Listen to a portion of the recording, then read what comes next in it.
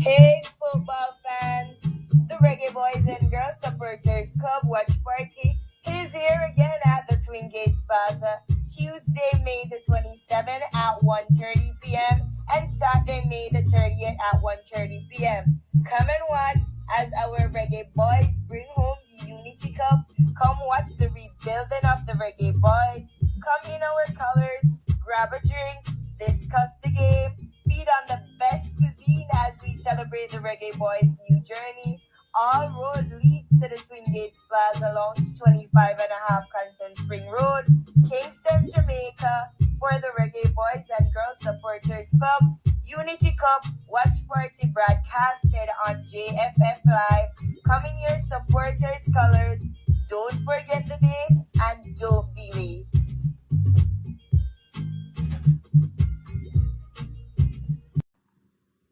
Island Best Juice. What are you waiting on? Check them out on Instagram and Facebook. Island Best Juice. It's your boy, Ryan LFC, representing for Island Best Juice. If you are in the United States and you not try Island Best Juice, what you waiting on? Look at these beautiful flavor. Why not? If you are in Tampa, if you are in Florida, if you not drink Island Best Juice, you not drink the juice. It's your boy Ryan LFC, representing for Island Best Juice, the best juice in Florida. What you waiting on? Anyway, across the United States, Island Best Juice can find you. If they find me and me all the way in Canada, why not? Check them out on Instagram, Facebook, Twitter, everywhere they are. Island Best Juice.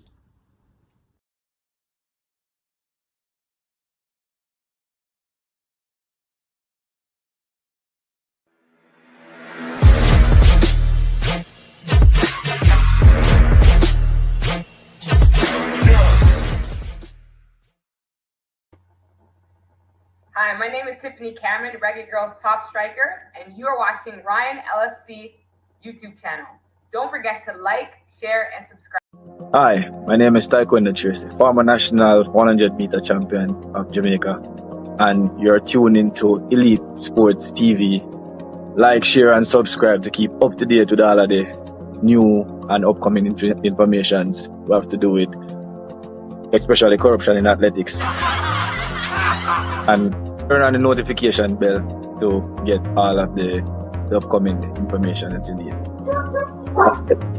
I'm out. My name is Errol Stevens, former international player and reggae boy, and you're watching Elite Sports TV, Ryan LFC.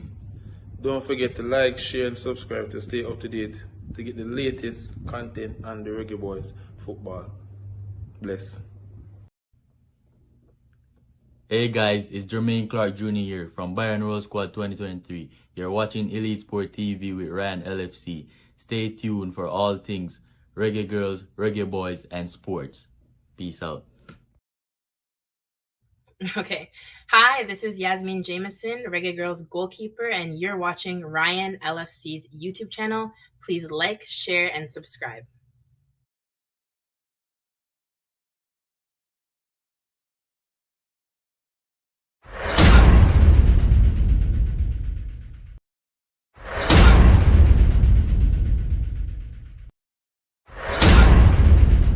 Subscribe now to Elite Sports TV.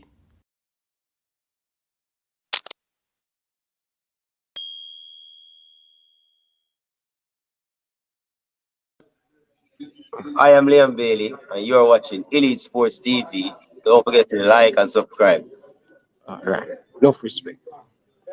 Hey guys, Bunny Shaw here with Elite Sports TV. Make sure you like and subscribe and always tune in. Good evening, good evening, good evening, good evening, good evening. Bless up to everybody down in the comment section. My name is Ryan LFC and you're watching Elite Sports TV. We are back again to discuss everything Jamaican football, Jamaican players, Jamaica administration, Jamaica Premier League. And not only that, we're going to talk about a little bit of the English Premier League and all the result in the English Premier League and the Jamaican Premier League. But before we get into that, viewers and subscribers, I'm going to give you guys 5 things I think our head coach has to build our national team for 2020-30. We are going to discuss it. We are going to talk about it. We are going to take you guys call, but not at this point in time. All right?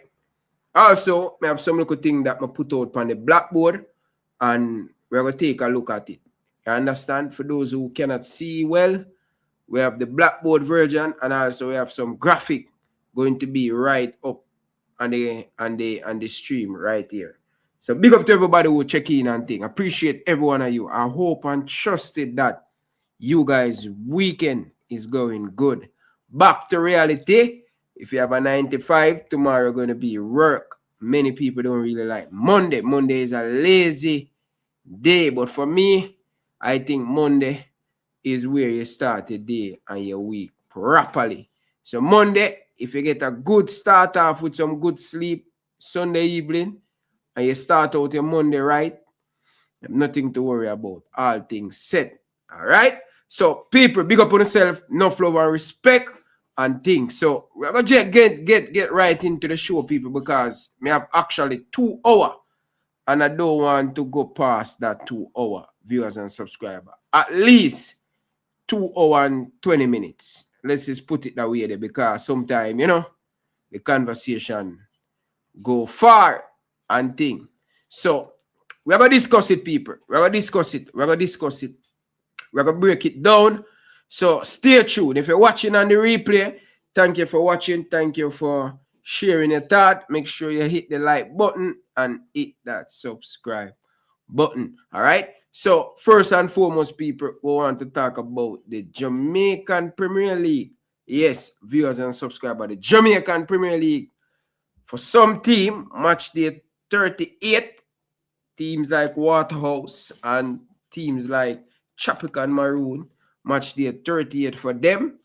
And you have some team that play 37 game. You understand? We are going to talk about it. Mobile, no fear them, not there.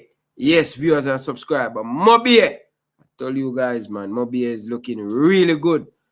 It look like this is going to be the year that Mobile really come to the party, viewers and subscribers. All right, so we're going to get into it. Big up to Issa Allen. You don't know the thing already. Big up yourself. Miss Ricketts, big up yourself. Welcome to the show. Russell, big up yourself. You don't know. All of the truck driver them, check in. Big up on yourself. Enough love and respect. YouTube, stop around with the notification bell, man. Hit the notification bell. Get the people them on board early as possible. So we'll just warm it up now by start off with the Jamaican Premier League. And people, I don't want to spend a long time on the Jamaican Premier League. I don't really want to spend a long time on the English Premier League neither. But we're going to start off with the Jamaican Premier League because I have some match play today in the Jamaican Premier League. And if you are interested in Jamaican Premier League, I am going to give you guys some update on what take place in the Jamaican Premier League today. So you have, roughly 5 game play today. All right.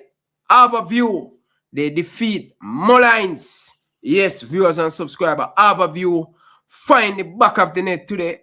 Keep a clean sheet. Massive, massive, massive win for Star of the East at this moment. And it is beautiful to see Harbourview get the result that they need to get. But viewers and subscribers, it is unfortunate. Harbourview relegate. Viewers and subscribers. Harbourview relegate. Yes, viewers and subscribers. Harbourview relegate. Harbourview win 1-0. Viewers and subscribers. But Harbourview play 38 game. Spanish Town Police play 37 game. Harbourview get relegated, people. Can't believe Harbourview get relegated. Yes, people. Harbourview get relegated. This is what I'm seeing right now, people. The standing of the Jamaican Premier League. Harbourview sit in 13th position with 39 points. You understand? Yes, Issa Alina said them have a chance. What chance? The game them not done. How much game Aberview have leave to play in the Premier League? Aberview, how many games? Aberview have Cavaliers. Aberview have Cavaliers, but so hold on there. So how many games playing in the Jamaican Premier League? Now 38. Aberview have 38 game leave. This is 38 game Aberview play already. Match day 38. So people, my apology, Aberview will not get relegated based on the standard one I'm looking at right now. You played. So Issa Allen said they played 39 game. Wow. I never know. Hold on there. Bam Sports are call me. Bam, good evening. Welcome to the show, my brother. Yo. Yes, sir. You know, say, you hear that about the JPL. More give a talk on it about, give me about less than 5 minutes. I'm going to run through it because we need to get some information. All right, sir. No problem. So, give me about less than 5 minutes. There's something I collect up, so I'm done just call it. All right, then. Yeah, people. So that's Bam Sports. So, yes, people. So, Issa said them have one more game, right? Issa said them have one more game. Issa said them have one more game. Spanish Town have 2 more game. But 14 team, oh, you're right, you know, Issa. 14 team in the league. 14 team in the league. Why I always think a 20 team in the Jamaican Premier League? So my apology, my correction for the Aberview supporters. So Aberview, massive win for Aberview, but Aberview will face Cavaliers in the final game of the Jamaican Premier League. And that's going to take place on the 6th. That's going to be on Wednesday. Aberview will face Cavaliers. I don't know if that game going to play at Cavaliers home. But yeah, Aberview have one more bite at the cherry. Big loss for Mullines. That keep Mullines in 12th position. And right now, viewers and subscribers, Mullines have one more game. They're going to travel away to Treasure Beach in the Premier League. So Aberview versus Treasure Beach. Treasure Beach already safe. Aberview, Treasure Beach is on 43 points. So people, I think Aberview going to get relegated. I don't know people, but this not look good. I think Aberview going to get relegated. You know why I think so? Cavaliers will play Aberview hard. Because you know that rivalry. That rivalry is not a normal rivalry. See? So, I think Aberview going to have it tough on them and to stay up in the Jamaican Premier League. They're going to play against Cavaliers. Cavaliers will want to play them hard. I tell you what. Now, in other game today, Portmore United versus Veer versus Racing, 1-1 apiece for both teams. So that's not a bad look for Racing. They pick up the points away from home. And Cavaliers, they defeat Tivoli Garden by 2-0. And Waterhouse beat Tropical Maroon by 3-0. So that is all the game that play in the Premier League. I think some game Arnett Garden will play Police tomorrow and Mount Pleasant will play Dumby Holden tomorrow and the Monday night football. But people, just give you a quick rundown. Mobile is on 71 points. Mount Pleasant is on 68 points. Portmore is on 63 points. Waterhouse is on 62 points. Cavaliers is on 58 points. Racing is on 57 points. So, I tell you this, Cavaliers has to win to keep that 5th position, right? So, Racing, they're going to play against Police away from home. That is Wednesday. So, the 6th and the 5th position haven't decided as yet when it comes on to that, viewers and subscribers. So that is for the Jamaican Premier League. I hear Bam saying going to give me some information and thing on the Jamaican Premier League. So Yeah, I'm going to wait for him a little bit and think. I'm going to wait for him a little bit because I'm going to get into my little bug team, Liverpool. I'm stressed. I'm worried about my team, Liverpool. We look crap. I must say, we are crap right now at this moment. As a Liverpool supporter, things don't look good. The coach, I don't know, the coach philosophy, the type of football where the coach want to play, he have to make sure him improve on that next year. Massively. A lot more improvements. Liverpool team cannot deal with the physicality of the English Premier League. I know they buy some good player. Etikike injured out for the season. Mohamed Salah leaving. Gakpo shit this season. Salah has been shit. Van Dijk has been shit. So a lot of Liverpool players have been underperforming this season. Alisson Becker out majority of the season. The defending champion, no excuse. But Liverpool have a poor season after spend over 500 million in the transfer market. And I have never seen a team that spends so much money get worse. I think my team has to look into the mirror and the coach has to look in the mirror and understand, say, yo, that type of football where you come in with Dutch thing, it don't normally work when it come on to the Premier League. You have to play a little bit more quicker. But Bam Sports is there. We are going to get into it. Bam, good evening. Welcome to the show, my brother. Yeah, hello? Yes, man. Talk to me now. Yeah, so me I tell you, sir, 39 games are playing in the Premier League this season. 39? Yeah, so you play 3 rounds. Okay. 38 games completed now. Mm-hmm. Yeah, so 38 games completed now. And the next round I go play Wednesday. 3:30 every match I play. So so far, basically, I guess most of the things them kind of sort out. So Mount Pleasant and Montego Bay United automatically qualify for the semi-final. Both of them on 71 points, but Mount Pleasant have a superior goal difference. 2 of them are going to play Wednesday as well.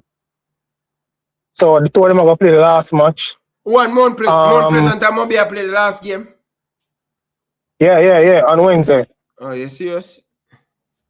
Yeah. Oh, okay.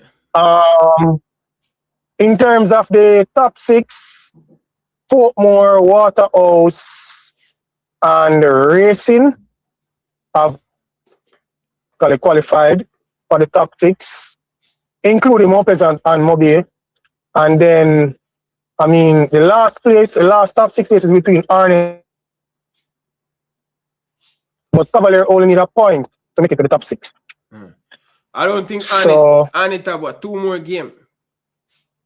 No. Arnett have 1 more game. They're going to play Chapelton on Wednesday away, and Cavalier going to play Harborview at home over by Stadium. But Arnett can't make it still because they can only finish on 55 points.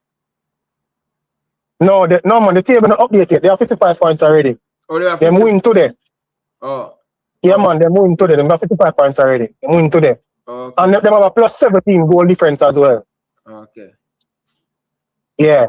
So if Cavalier get a point, them good. But interestingly, Harborview need a win against Cavalier to secure them spot in the league for next season.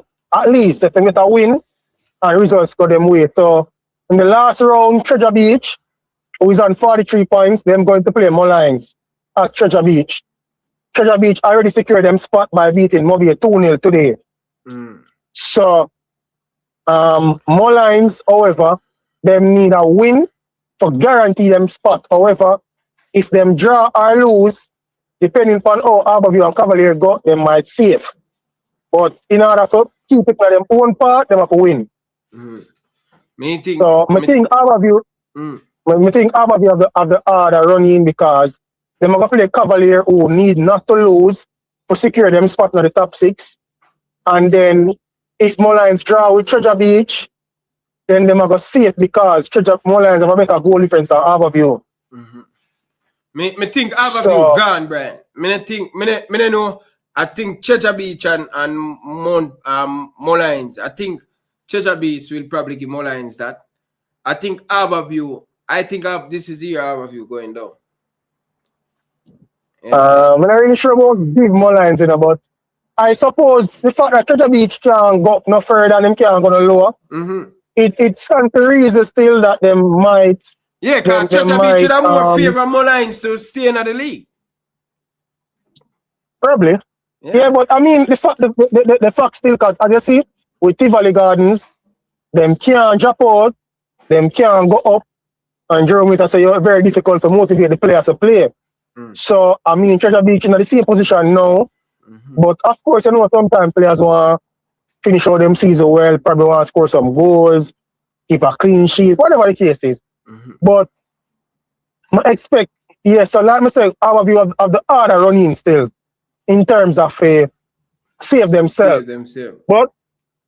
But you know, it's always difficult when a team desperate for points. You know, any cards can play. And I mean, Cavalier, going into the top 6, them now just want to roll over and play dead. I mean, them are going to want to keep them form and them momentum. Because Cavaliers, if Cavaliers get the 5th spot, that is a better pathway for them for the semi-final. Yeah, that too. Well, I mean, it all depends on how it finish, because like I said, more present a lead now. But if them lose to Mobile, then Mobile will come first. So it depends on how that go. But like I said, I think Cavalier going to win still. Because, you know, going into the playoff, I remember, bro, the playoff, you're not going to have no break, you know. So when the league finish, regular season finish Wednesday, the playoff I go play Sunday, you know, bro. Yeah, the 10th. Yeah, and the reason for that was there was going to be a break, because the playoff, the regular season should actually finish today, but there was this game between Treasure Beach and Tivoli that was rained out. Well, it didn't stop at halftime, so in order for them to fit in a game before them 2 games are playing, them they have to push back the regular season by a week. So, by a match day, basically. So you now have no break now. So that's the next reason too why it's mostly 2 teams, them, Mount Pleasant and Mobile. I guess that's why them they have fight for finish 1 and 2, because when you get to the semi-final, you have I guess an extra week rest. You see me? So sometimes the extra week they never record for you, you know. No man, but me I say no, it probably better now, because reason being, remember, you know, bro, from after the hurricane and then after the hurricane and then the league you get congested. So when you find the 3rd round, you play Sunday, Wednesday, Monday, Thursday. You're not really getting a break. So over time, you know, injuries and them things and fatigue and them stuff there. So now that you get a 1 week break, it will help you, man. As long as you know for manage your team and your players them and keep yourself sharp. And remember, you have some players who have injuries, you will give them some more time for recover and them stuff there. You get me? I say, I remember, you know, bro, remember the playoff, I do or die, you know, bro. So I go play over 2 legs. So the semi-finals are going to be over 2 legs. So you really and truly, the recovery time now, yeah, man, it's more important now than it was the other seasons than before. Because the other seasons, them, you used to have a little break in between the games. I mean, never used to play every 2 days, every 3 days, and you used to have some time where you break. But now that you don't have that break there, now that you don't have that break, yeah, it's important now for you getting some recovery time and thing, man. You see it? Yeah. So it'll be interesting, bro. Like I say. So to be honest, based on you watch a amount of game, who you think going to win the Premier League? Yo, all right. So a lot of times the predictions them go alright, cause bro, really and truly, you see the Premier League, you know, you see the regular season, really and truly counts for nothing when it comes down to playoff, bro. And you know the playoff, it's very difficult for pick, but I mean, if I was to look on the form of the regular season and you know the depth in squad and everything, I think the winner come from one of the 2 teams, you know, the 1 and 2 now. I mean, Waterhouse is doing well too. I mean, since them new coach coming, them really get a good run of form. But I don't know if them have the squad depth like those other two teams. Because, I mean, I'm more present have a deep squad, as everybody know. But Montego United too, them do some good business at the January transfer window. Them probably kind of go unnoticed because of, enough people never really pay attention to them. But Mobie really do some good business, bringing some good overseas players as well, who I think are going to be pivotal for them going forward. And them have an experienced coach in Xavier Gilberto, who would have been to the semifinals, 2 or 3 times already. But, I mean, with this Mobie team, I think the advantage we have now is that him actually get the players that we want. And you can see how him come in and kind of change the Mobie team into his type of team. And I think that'll go well for him. Of course, Mount Pleasant, they're going to win the Caribbean Cup, go to the round of 16 of the Champions Cup. And as I said, they have a very deep squad. But, the last 2 seasons when they reach the stage of the playoff, in terms of the final, them deliver the goods. So I think there is something over them now where them probably feel a little bit more pressure than other teams for deliver. But based on how I see the 2 teams them play throughout the season, and just based on the quality of them squads, I think the winner come from between one of these 2 teams, the 1 and 2. Also, though, I wouldn't count out like teams like Waterhouse or even Racing. I mean, Racing struggled towards the last end, but when it going in a like playoff games, you can always dig deep. But I think Racing have the squad depth either. I think they have been consistently using the same players for the most of the season. And at this stage, maybe I think tired legs are going to come in, which might affect them, which I think has been affecting them in the last couple of games where they haven't been playing well. But the other team where I pay attention to is Portmore United. I think Portmore United really have come into them own in this last round. And them also make a few signings to late Corey Burke, and they make a signing recently too. Matthew Bell, this is a player who would have been drafted into the MLS and would have played in the USL and MLS Next Pro. So he have that experience. Corey Burke is a veteran player as well, come in and hit a goal scoring form, hasn't been playing for the last couple of games, but we know him quality and what danger he can bring in the Premier League. And also, more defensively, Rudolph Austin team them normally very good defensively.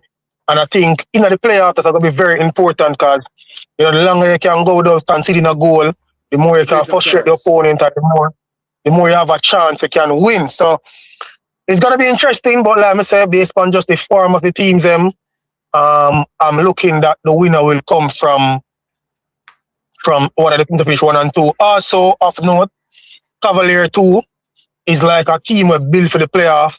You can never ever really and truly count them out. Even though them lost a lot of players this season, like I think this season is probably the season where them lose the most players, but them still find a way to win games, bringing some young players from Upper Excelsior and just over, bro. So them being at the well, and it's one of the teams that you can't count out when you reach playoff stage either. But I mean, I guess we will see how the first one of the playoffs go. But if we make a better right now, without seeing the playoff games, I think the winner would have come from the team, one of the teams that are 1 and 2. Boy, I'm not gonna lie to you still, brother. But I love to see a Mobie a Mount Pleasant final. That stadium there. Yeah. And I love to see that them two team there in the final, to be honest. Yeah, to be honest, I think that would have been good. Both of them 2 teams there. I think if both teams go to the final, I think them for part of the stadium, brother. I mean part it off. Like one section for Mobie, one section one for Mount Pleasant, and one for Mount Pleasant, brother. And both teams. So where you going to put the neutral level? Where you going to put the neutral level? Over grandstand, man. Okay. So I mean, bro, to be honest, to be even the same, you could have split it down the middle, like cut it in half, with one side of grandstand and the next side of grandstand, but both team have bleachers and grandstand. But I like to see that color thing there. to make it look so beautiful, brother. As a final, brother. Maybe lot of jersey, Mount Pleasant have a lot of jersey over on that side, brother. That would be an epic final, virgin, with the colored, brother. I don't know why we never do that. That would be good, bro. Yeah, because you also operate on the premise that you think we're going to have a full stadium for the final, right? No, I no matter. It's going to be full, brother. Moby, right now, Moby and Mount Pleasant bring one of the huge fan base right now, brother. Remember, the whole of the West are the only team from the West really are the well. We're in the Premier League right now. Is Moby. They're representing for the West. And then you have Mount Pleasant over the other side there. So Mount Pleasant, you know, them are going to travel with a whole heap of coaster, ton load of people coming down from Mount Pleasant side there. So, I love to see the final, Bridget. I love to see the final, brother. I love to see both teams go at it, brother. Attacking football. A final done all 4-3, brother. Bro, yeah, I think the Jamaican Premier League, or the way, because remember, you know, Cavaliers and Mount Pleasant going, and a lot of people say, nah, go full. But you get a full house. That is where the Jamaican Premier League reach now, where the final, it going to be a full out. Full. It no matter who and who they in the final, brother. You have people neutral going to come out and support it. Yeah, true. And I mean, if them put in the right marketing strategy and think them can get a good crowd. And I mean, I hope, like, more hope for the football sake that, you know, the people them turn out and support them teams. Even if those two teams don't make it to the finals. But like I said, I think probably based on fan base and fan support. I mean, those two teams outside of them, you probably don't say Arnett and Water outside the next two teams have a big fan base as well. Racing too, even though they don't have a lot of die-hearted fans, but it's a team everybody love to see play as well. So, you know, if they make it up to that stage as well, you have people come out to come watch them because, you know, when them just come to the league, they were very exciting. Especially this season too, they were also exciting. And people love see them, you know. Them have players where people love see. And just the whole where they represent a young team where come from Division 2, come all the way up and they maintain them squad for the most part. With Anthony Patrick and them stuff. So yeah, it should be good. Like I say, I mean the playoff, you know what I mean?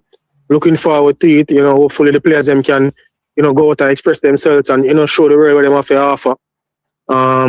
And, you know, there's a space in the CONCACAF Caribbean Club Championship available. That's an avenue where clubs can also make some good revenue too. So there's a lot on the line, bro. And, you know, the league is exciting too because on the final day, you will know who come first, who come second, and you'll also know the next team that will be relegated. So I think that part of the excitement of the league really is good. And, you know, hopefully the powers that be can cash in on it and make the most of it. But yo, bless up in the bro. Yeah. I go on listening. And yo, me need to talk, brother, but me I call it off here. You see me? Okay, you do something. Yeah, you do something I'm not too pleased with. But me call you. When that? Yesterday? Big man, so I'm going to call you, bro. Okay. I'm gonna call you and talk to you about it. Alright, cool, bless up. Alright, people. That's Bomb Sports. Man say man call me. But anyway, let's move on now, people. So the Jamaican Premier League, here you have it, people. The standing of the Jamaican Premier League. Moby 71 points and Mount Pleasant with 71 points. Going into the final game, both Moby and Mount Pleasant will play to decide who's going to win it. The top of the regular season. Portmore in third position with 63 points. Waterhouse with 62. Cavaliers in fifth position with 58. And Racing in sixth position with 57. Arnett Garden in seventh position with 55 points. So if Racing lose, they could be in problem, the man Cavaliers. So let's see how that work out. And you know, the regular thing, Spanish Town Police, they're at the foot of the table, and Harborview in 13th position. So not a good look for Waterhouse. Aberview, Star of the East. Thing no look good for the Star of the East. Back to the quick thing, people. I'm going to run through the Premier League result. First and foremost, more big up to Flavor Max. Because you know, oftentimes when Arsenal is down, everybody know the result of the Arsenal game. We don't want to push Arsenal and Flavor Max result under the rug. So we want big up to Arsenal. They're leading the Premier League as things stands. Arsenal leading Manchester City by 6 points, with City have 2 games in hand. The pressure is mounting on Manchester City. Manchester City will play Everton tomorrow. So, I don't know, people, if this a good thing, and the good thing is Arsenal fans could say, yo, they have the points on board. So, right now, it's up to City to get the result. And at this point in time, Arsenal beat Fulham 3-0, clean sheet, Glaka Reds, finding the back of the net twice. Saka look good. Can Arsenal get the job done this season? If you listen to most of the analysts, most of the people them say, and the fans saying that City have this one covered. City know how to close out a Premier League title. Arsenal leave it too late. Arsenal want to get result when it no matter, according to a lot of the fans. But me, I say, having the points on board, it's a good thing. But let's see how City going to cope tomorrow against Everton. But more move on from that. Liverpool, Manchester City, Manchester United, whop up Liverpool. But 14 minutes into the game, boom, Liverpool concede 2. In a look good for my team Liverpool. And me not like people, may I just hope and pray that we're finishing at the top 4 and we can do some stuff in the transfer window again. And let's see where this coach is going to take us. But for me, I am giving this coach. I said the coach should have been fired. But, you know, Liverpool do them thing. Them say, okay, him win the Premier League. We'll give him at least the next half of the season for next year. If it was for me, it would be through the door. But me don't have them nothing on that still. But, boy, Aston Villa, boy, you know, look good. Aston Villa lose today against Tottenham. Tottenham out of the relegation. And big loss over the weekend for West Ham. West Ham win travel to Brentford and them get smashed 3-0. Now, I mean, never see that one they coming because West Ham has been doing good. They has been picking up the result what they need to get. But Tottenham, big win. And I think that's going to motivate Tottenham. I think Tottenham going to stay up, man. Yeah, I think the Tottenham have enough to stay up into the Premier League, viewers and subscribers. But Manchester United, big result for them. And they're getting the points on the board. Now, what that means for Manchester United? Manchester United qualify for the Champions League football next season. Huge result for Carrick. A lot of people say give Carrick the job. Right? Now, so the Premier League standard, Arsenal as things stands, played 35 games, scored 67 goals, conceded 26 and 76 points. Manchester City played 33 games. They scored 66 goals, conceded 29 goals, and have 70 points. Manchester United played 35 games, and in that 35 game, them scored 63 goals, and they conceded a lot of goals, 48 goals, 64 points. Liverpool scored 59 goals, conceded 47. Yo, that's very bad, man. Liverpool conceded 47 goals. That is really, really bad. Really, really bad, man. With 58 points for Liverpool, Aston Villa score 58 goals, but they concede 44 goals. Aston Villa, man, they have to be careful because this Bournemouth people, boy, Bournemouth is on the rise, people. Bournemouth's in 6th position right now with 52 points. If Bournemouth win them next 3 games, depend on the result of Liverpool and Aston Villa, Bournemouth could get Champions League football this season, people.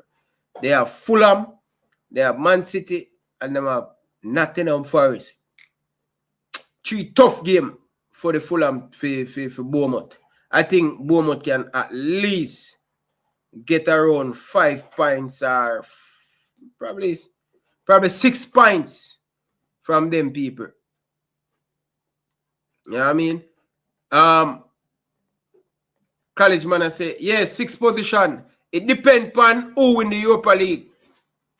It depends on who win the Europa League. If Aston Villa win the Europa League, that means Bournemouth could get Champions League football. See, that's going to be a huge thing for Bournemouth if Bournemouth can get it. You know what I mean? Yeah, it can be a huge thing. But people, the relegation backer, as things stands right now, in 16th position, Nottingham Forest with 39 points, Tottenham with 37, and also West Ham with 36. So me think Forest against Chelsea tomorrow. I think Chelsea going to win that game there, right? I think Forest need to at least get another 6 points or 5 points. Depends on the rest of the result. But Tottenham still have a long way to go. They are in 17th position, but Tottenham will play Leeds, Chelsea, and Everton. That's going to be tough, man. That's going to be really, really tough for that Tottenham team. But anyway, viewers and subscribers, that is the Premier League result. Because I don't really want to get into the more of the Premier League, you know. Yeah, man, me do 42 minutes of the Jamaican Premier League and the English Premier League. Now, let me just say this, people, before we move on it. I think Manchester City have things covered. I think Arsenal have the points on board.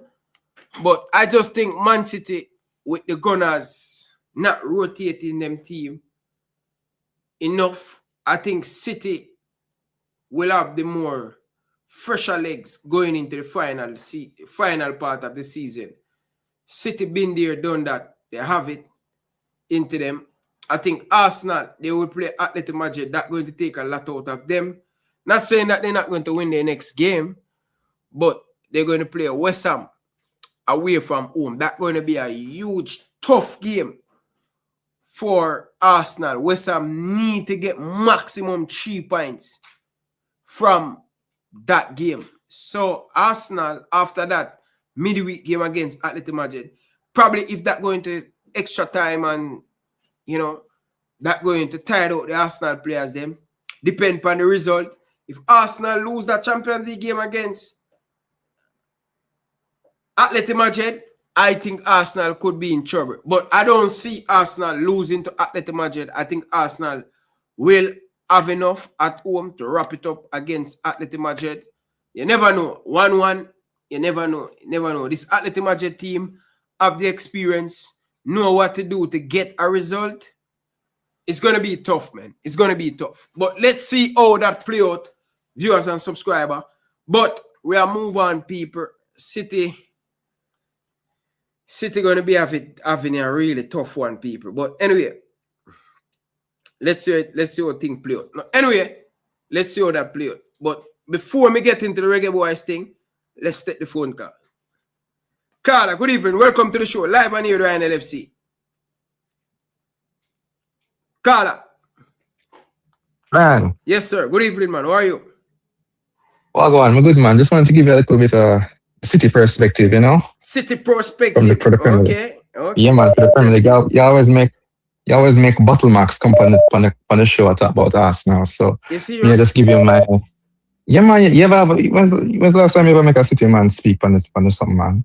But Flavor Max say you have 3 games in a 7 days. Yes, and winning. We also have the FA Cup final in between. I believe it's look on my calendar here, so because the Premier League really screw us over with the fixture congestion. You know? So we have Brentford on Saturday, after Everton on Monday, and the FA Cup final is on the 16th of May. Next week on the 13th, we have Crystal Palace at home. That's the rearranged game from the This was, I think, from the Carabao Cup final. Why them could space out City game them a little bit? I have no idea, because the club requested to have it spaced out and they rejected 3 different approaches. Not too sure as to why. I've heard that potentially one of the reasons is because of the Europa League final. Because something with UEFA, they have this rule where apparently they don't want games to be on the same day as their matches because they say that the viewership will be shifting over to the Premier League games. That is just something I've been reading on Twitter and so forth. Yeah, but that's I don't know if that is true. That's nonsense. Yeah, man. That's nonsense. It's rubbish because I don't know how Arsenal can play 2 games before. You don't think the FA would want Arsenal to win it? Well, I mean, look at some of the decisions in the refereeing decisions that City have gotten this season alone. And we have a whole catalogue of decisions. I mean, Gabriel should have gotten sent off in the game we played with them. It's been confirmed by the key match panel that Gabriel should have been sent off. So that would have been a 3-game ban, right? So that would have been Fulham, that would have been West Ham, and that would have been Burnley. If he was sent off. So make of that what you will, right? It's all well and good saying that him should have been sent off now, but him should have been sent off on the day. Because everybody say on the day when he headbutted Haaland that he should have been sent off. But it's all right, man. But the thing is, we just have to focus on what we have to do, which is that we have to just win every single game between now and the end of the season. We've been in this situation enough time, right? You can't focus on what the other team is doing. You just have to just make the game play and win your games. That's all you have to do, right? So the one thing that I saw a lot of City fans complaining about over the weekend was the goal difference. And for me, the goal difference isn't really something that I'm worried about. I'm worried mostly about the points. Because if you win the games, your goal difference go up. And if I was an Arsenal fan, I would be a little bit concerned that you played 2 games before City and you only got your goal difference up by 4. And we have 5 games left we have to play, including tomorrow. So they have Burnley, yeah, but I mean, how much I'm going to really score against Burnley? I don't really think they're going to score more. A lot of goals, maybe like 3. Them score more than 3 from season start, maybe 4. Yeah, I think at this point in time, Arsenal just feel like they need to get more more wins than outscoring. Yeah, man. Let me just focus on themselves right now. All that he has to do. I know our fixtures aren't really the easiest. I mean, Everton away is kind of tricky. Bournemouth away is the one that I'm looking at. Could be a bit of a banana. Bournemouth could get Champions League football, Yeah, and them unbeaten since January. Yeah, so they're playing really good. For Bournemouth to lose so many players and look so good, you have to give them credit, Absolutely, man. And they already appointed, they're losing their coach at the end of the season, but they've already appointed a new one already. Yeah, that's a club well run, good man. Exactly. So that is the one game I'm looking at is probably a little bit shaky. But other than that, you know what? Winning breeds momentum. You see, when you're on a winning streak and you have a target in mind, nothing can really stop you. We see this over the years with City a lot of times over the years, right? So I'm not really too worried or concerned about Arsenal. I'm focusing on tomorrow, and it's 3 points on the horizon. That's what we need to get. If you don't get 3 points, we don't say if you don't get 3 points in any game between now and the end of the season, the title done, right? So that's all I have to say. But going into next week, I know you talk about West Ham.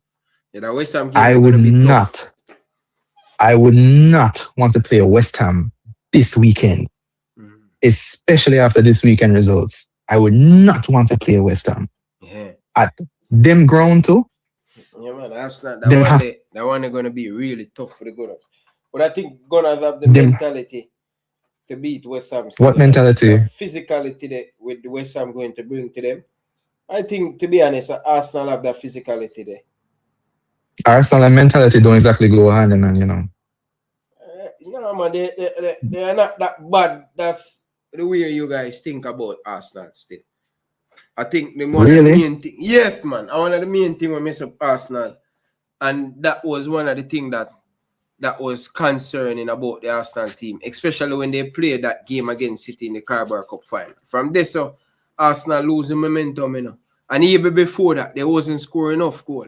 And after, I said if City win, anybody win that final, they're going to win the Premier League. And it showed that the mentality that the Man City team have. I think Arsenal just need to get over the lines. Find a way to get over the line. But I don't think they will get over the line this season.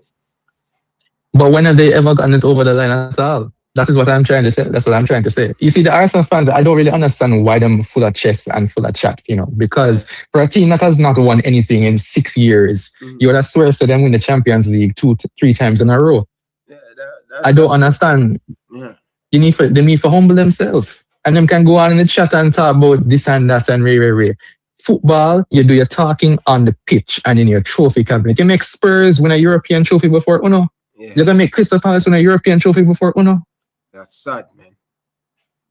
Listen to me, man. If they win the Premier League, they will have respect as Premier League champions. But until that day, learn to humble on yourself. It's not over till it's over. You could have been 15 points clear this season. And you have somehow... And let me tell you something.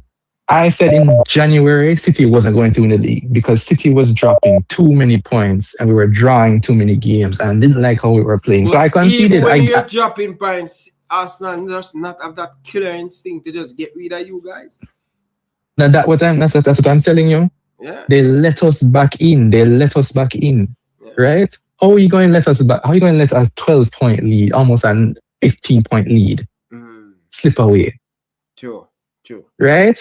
So they have shown this season they don't have really the mental capacity to get it over the line fully. So if they was to lose to West Ham, I wouldn't be shocked. Right? So make Russell 876 and Koguna, Flavor Max, all of them in the comment section. Go on, cuss me, go on, make fun of me, go on, man. If you win the league in May, come back and chat. But until then, learn to humble on yourself and wait until the final game. That's all I'm going to say. I'm going to leave it on that. I'm not touch on Liverpool, man. You're going to suffer enough this season. 19 losses in our competition, man. Man. Yeah, man. Enough respect, people. Wow. The man sick. Arsenal. Well, I don't know, brother. Arsenal really bad, bro. I don't know. Oh, Arsenal going to get over the line, brother. At some point in time, you know, either Mikel Arteta will go buy the Premier League or something. They have to find a way to get over the line. Flavor Max, welcome to the show, man. Good evening. Ryan LFC, good evening to you. Good evening to all the elites. Flavor Max attack. You know, Flavor Max stand alone. I want a brother they come and do on the show, look what.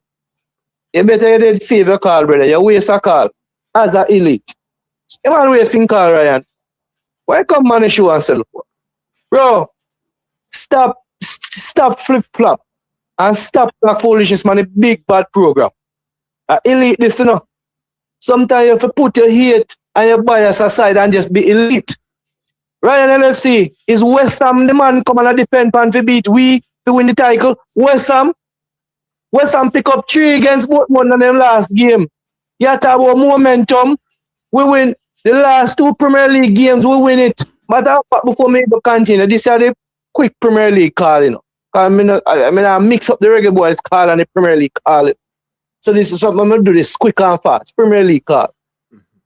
Arsenal haven't lost a game in the Champions League.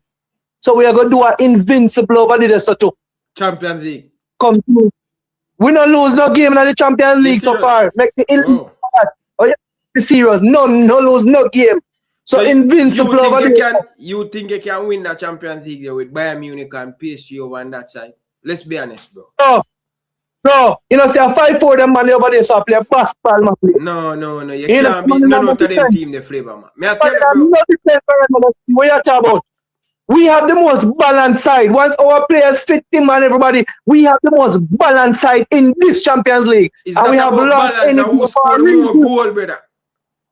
Brother, defense matters.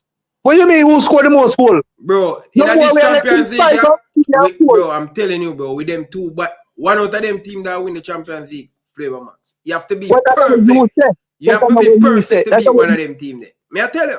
Perfect what? Why you have to be perfect to beat a side that is letting in 4 and 5 goals week in, week out? Because they What are are you saying to scoring, me? brother. Both of them team that score flavor max, brother. But there's a reason why they're scoring so heavy. They're giving up goals as well. There's a reason why they're scoring so much But you goals. realize that you don't score enough goal, flavor max. You They realize scored that? 3 goals. What do you mean we don't score enough goals? How much we not score? How much goal we score yesterday? Brother, if you last, How much for your last 2 games, them you score 5, brother. Okay, then. Bro, so what them you man do are with Fulham, score? brother. Them man are Fulham. When it come What on do you mean? to I don't hear that. How City? How the big bad City score one against Burnley? What you say about that? yo, I won they score against Burnley. You know. brother, no, you say What you you want to mean? win the Champions League flavor max. What I'm saying to you, Yeah. go and prove it. Beat Atletico Madrid 2-0 or 3-0. Bro, we And- not have to be no man no 3-0 to prove. No, 1-0 to the Arsenal Tuesday. And we in at the final. And 1 or 2-0 we are give them. You think we come and go give no 4 or 5 and no entertainment? We not come to entertain the guy in Ryan. A 2-4 we come to win, you know. Well, if you make it to the final, you will have a chance. But you see, one out of them team, me think Bayern Munich go through. Bro, That's it's just hard to see a beat Bayern. Bro, a team will score 4 and 5 goals. Yeah, they will concede, but Arsenal not scoring flavor. Argument never make no sense. Do you know? Yes, I'm not gonna say it was in the preliminary, but the last game we played against each other, we beat Bayern Munich, you know, bro. No, we come beat on, them. bro. Come on. Remember, come on, no, bro. No, It don't count in another round, there, brother. In that, look up, brother. You know, count. Liverpool, no, it's just like how you finish at the top of the table. We finish at the top of the Champions League table, brother. I will get knocked out, brother. Them no count, brother. No, you cannot say that because we are here to lose a game, Ryan LFC. We haven't lost a game in the Champions League. Prove to us. Everybody we play, we don't talk this and talk that, but all know we don't lose a game.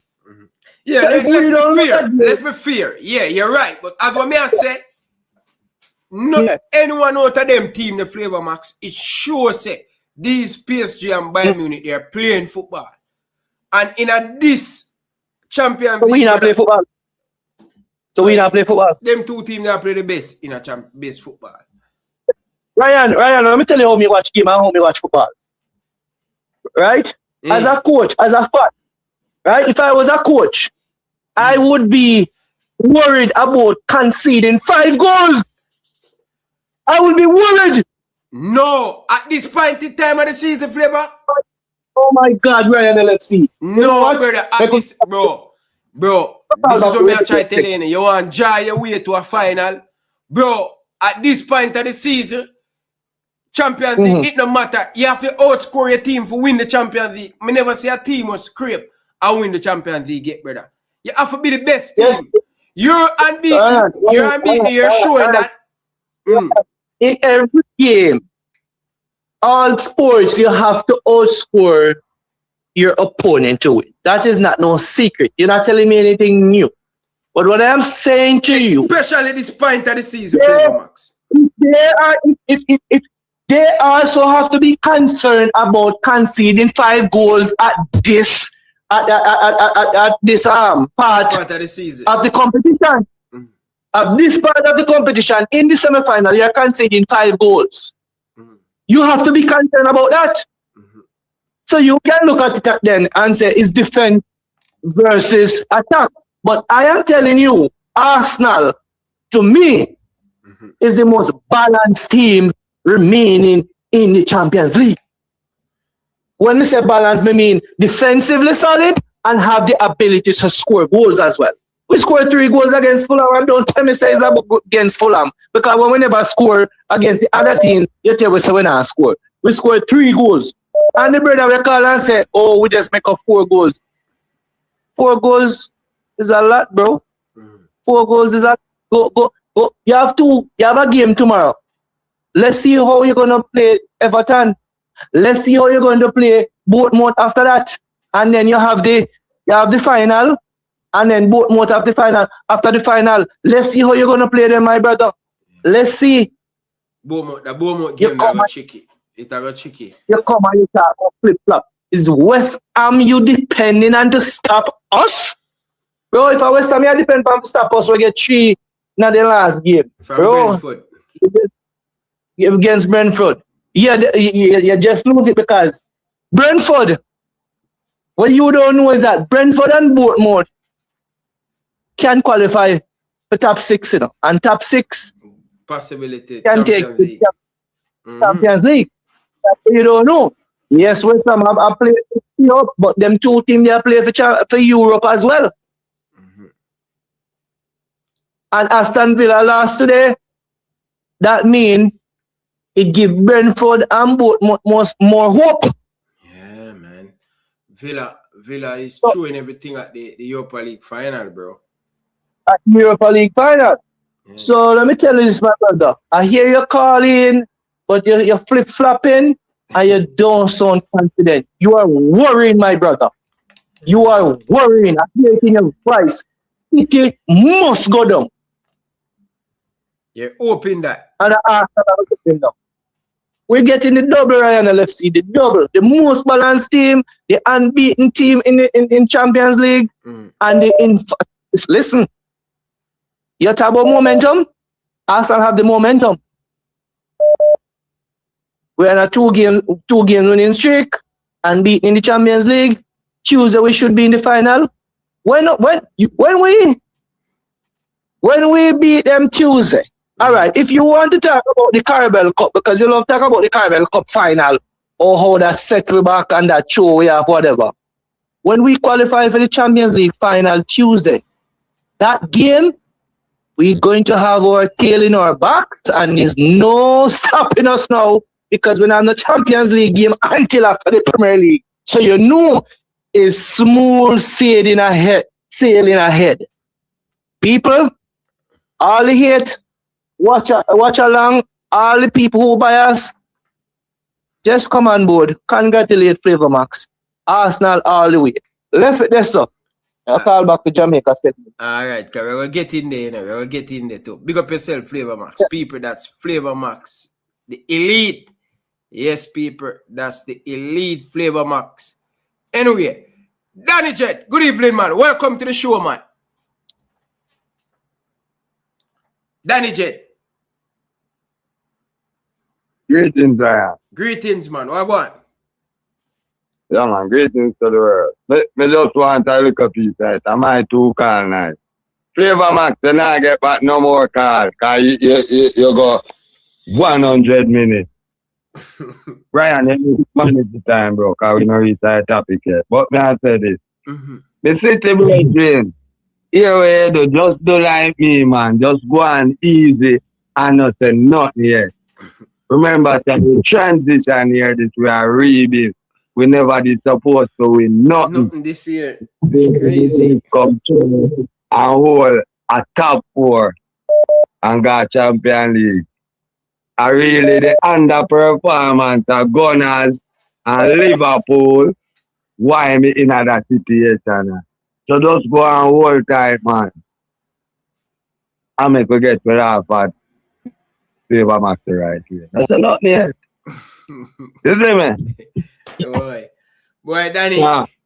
It's a good boy, I don't know, brother. I don't want to seem like me a flip flop, but the FA give City a chance, brother.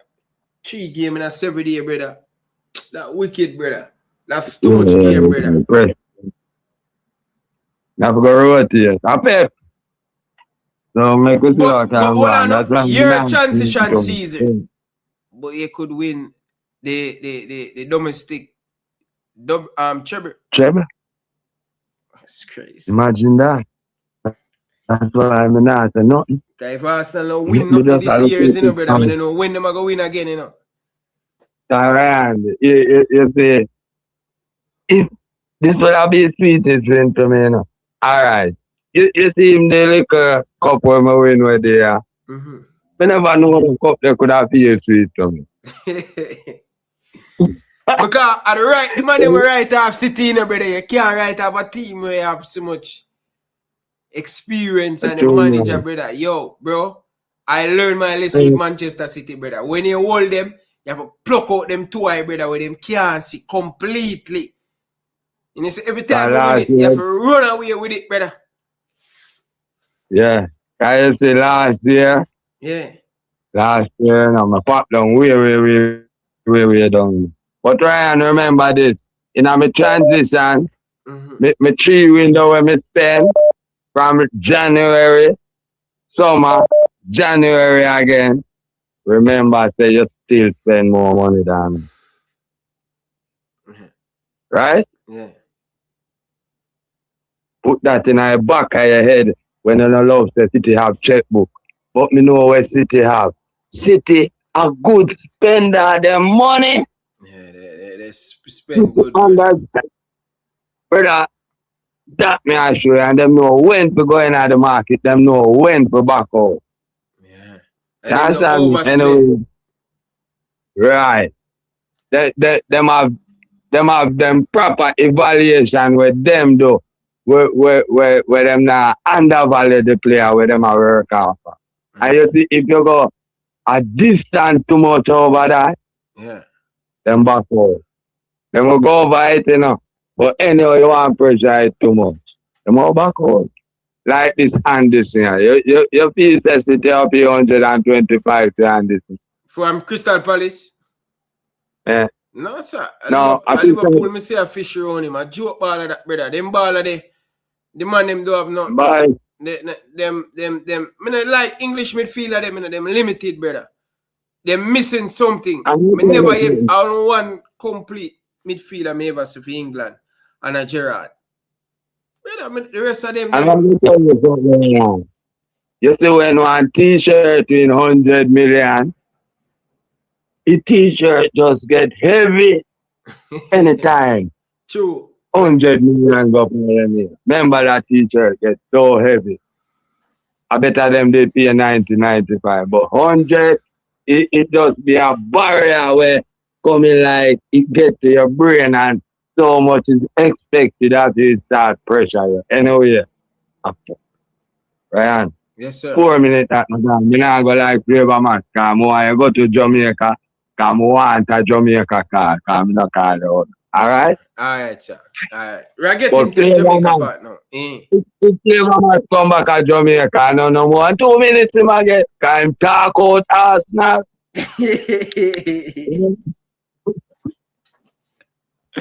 Alright, Danny Jet. People, that's Danny Jet giving him thought. I like that look balance with the man him come give me some look thought on the Premier League. So I want to big up to Danny Jet and Flavor Max and big up to the City fans. Alright, people, me not take no more call. Me need to go through this. We're going 1 hour. People who are watching back on the replay, thanks for sticking through to listen to Sports Talk. And when we talk Sports Talk, according to them, we don't do much of that. But tonight, we are going to do some of that. So, let me just put up this, viewers and subscribers. So, more and discuss 5 things at least me need to see the Jamaican head coach that we going to put because it's critical. It is important for us to find the right coach. And the right coach have to have these 5 things that I'm going to bring to the table. And I just want to say this, bro. I just want to say this. International football, it is no joke, brother. International football, it's a result thing. You understand? So, I don't want the man them sleep pan what we are asked for from our international. So guess what now, people? Right now, at this stage, at this point in time, where Jamaica sit at this moment, our football is at a crossroad. So, this means we must get a long-term and a short-term fix.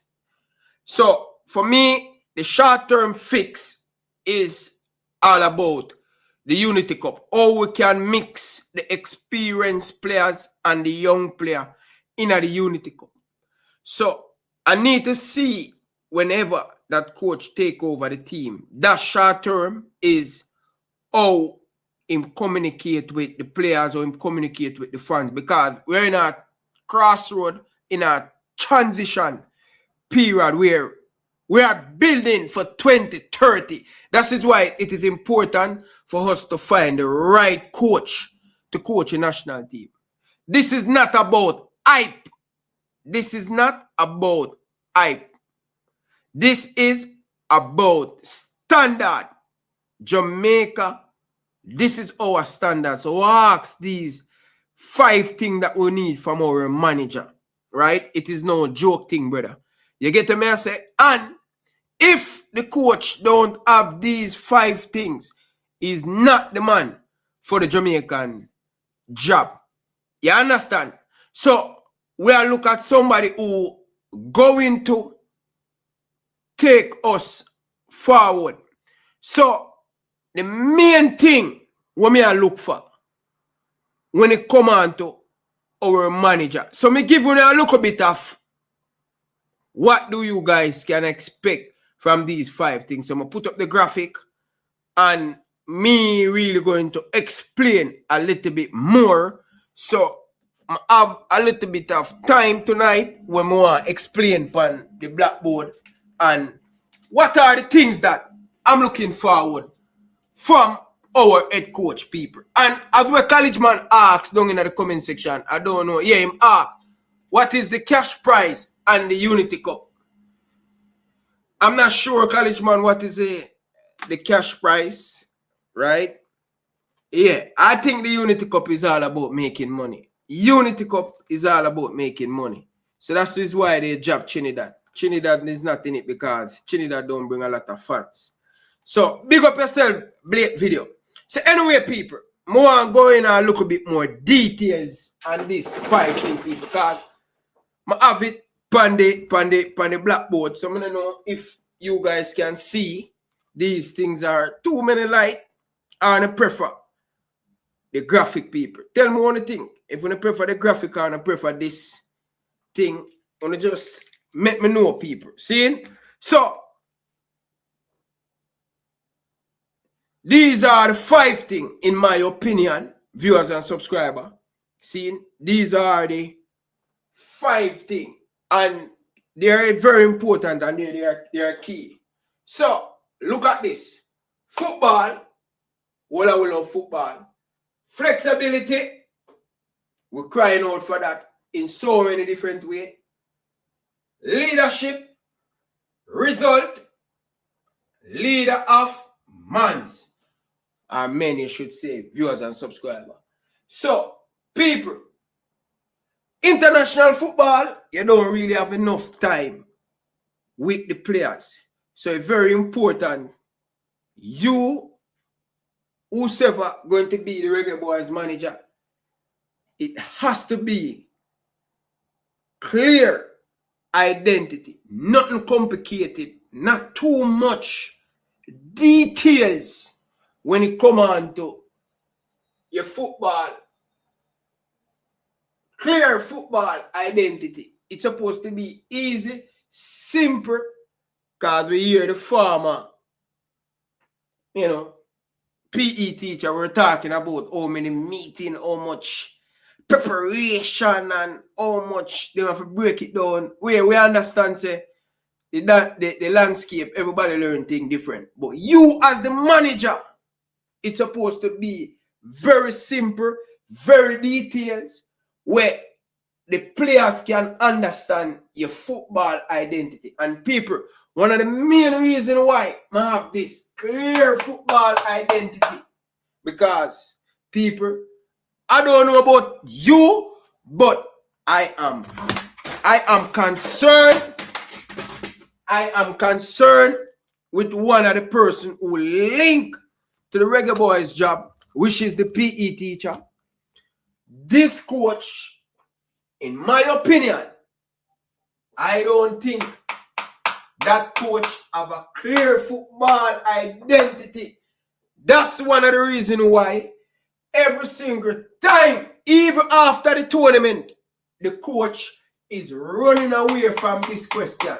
What is your clear football identity? That's supposed to be one of the most easiest thing for a coach to explain to the public.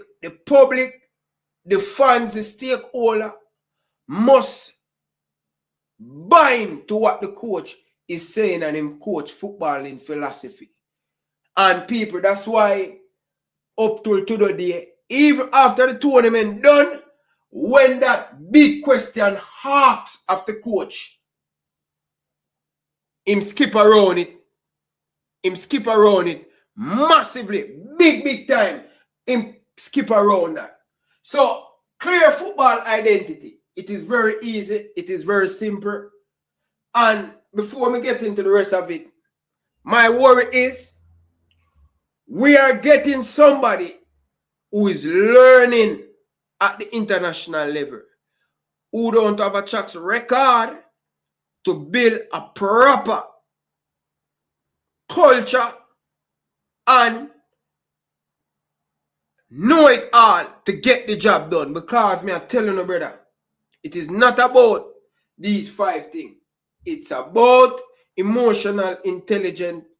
And as well, one of the previous scholars they mentioned that we don't want to have a coach who showing him frustration at journalists, at the fans, who is question his ability when it comes on to leading the nation. We don't need somebody who go into very thin skin and grab at every single thing what the public said. Brother, you're a public figure. People going to talk about it, good and bad. You have to accept that. Your role is not a joke role in the football. So, anybody who is leading the Reggae Boyz team must learn to take constructive criticism and also not open at them feelings. Right? Right now, we are in a rebuilding situation. We don't need more chaos. We need stability and we need proper leadership who not going to show him and when things now go his way. So, football clear identity. We must can go and look at the coach who going to be hired as the Reggae Boyz head coach. What is them football philosophy? What is them identity? Can we get somebody who have a track record who accomplish this, brother? Because me, a lot of people say, yo, yeah man, give the PE teacher the job. I him forget the job. But when they ask him the question, why the PE teacher must get the job? Oh, he's a good man management. He have strength leadership. Because he want to rule with him iron fist. We don't want just a coach only have these 2 main things. We don't want to have a coach only have strong leadership. We don't want a coach only have strong leadership. That's 1 out of 4. You fail the task, my brother. So, the fanboy them and the bootlicker of the PE teacher come up with a clear, make we understand why you need the coach. Stop beat around the bush. Explain to the public, because we are the naysayer. We are the beater. Explain to us what other tactical flexibility the PE teacher coach have. We don't need somebody who's going to learn on the job. We need somebody who have experience and build something and can lead the nation. So, we don't just want one man who have chew him have the power and him dictate. Him dictate too. And him have the power and him can do whatever him want. No, that alone not gonna work, brother. So, clear football identity, tactical awareness, and it come under one umbrella, flexible. For example, me Ryan LFC, working on a plan how me go beat for example, the United States, and the whole week you're preparing the Jamaican team and say, okay, this is the way we're going to beat the United States of America, right? And you look at your plan and you're going into the game and 40 minutes into the game, the plan that you come into the game with, and I say, yo, you know, say this plan ain't not work. When you decide as a coach, you going to change your tactics and say it not work. Are you going to wait till you go down 3-0, 4-0, and then half time you're trying to make that in-game management? What about making the tactical adjustment in the game, in the moment, to make your team better, to make your team play better? Fix the formation or the personality, whatever you need to do, whatever information you need to get out there. Oh, this not work. I don't want a coach who sit on the bench, wait till the game, half time, then I make the in-game management. No, we don't need none of that. So, flexibility is everything. Tactical awareness as people, it is very, very important. This is very important. Very, very important. And we see it again, people. A man going to tell you who they are the first time. And look at this, the game that we have. The man allow Leon Bailey to play 100 odd minutes. Everybody and their mother know that the brother cannot play 100 odd minutes, cannot play 90 minutes. And again, our coaching staff will lapse because Leon Bailey is probably a 60-minute baller. Either you're going to start him or you bring him off of the bench. So, and then same thing, game management against Congo. We take Cephas, the strength of Cephas to play him as center forward. And the moment to put Cephas in a position. So our coach was all about how to disrupt the opponent. But what about you play to the strength of our team? You can't fix to just disrupt the opponent, but how you going to score football game? How you going to score? Right? Because the coach said, here what? He don't think Cephas is a good defensive player. So, I'm going to put Cephas as center forward.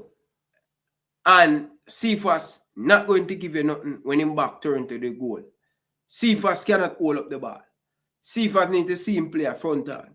Up to the blind man can see that. Say, putting Cephas as center forward not going to work. And the moment the coach brings Cephas wide, that is where Cephas is at his best. So again, we don't need a coach who just going to disrupt the opponent. We need a coach with tactical flexibility and more focus on the team strength and your players. Not overthinking to just stop the opponent, but to score. And we find that problem with the PE teacher. Him only know how to disrupt the opponent. But there is no way you're going to play football like that. Only focus on the opponent. We cannot have a coach who's going to learn on the job. Very clear, it's very simple. Now, let's move on to number 3. Strength when it comes on to the leader. Right? Every leader different. Every leader or every coach different. You have some coach like Jurgen Klopp. He will be strong on the players them when he's supposed to be strong on the players. But he will definitely motivate them and be tactical flexibility and develop football player and get them better and get them want to run in a wall for him.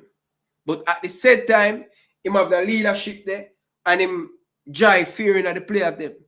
So, me need a coach like that Me no need a coach where the player them are go scare of the coach. Me no need that, brother.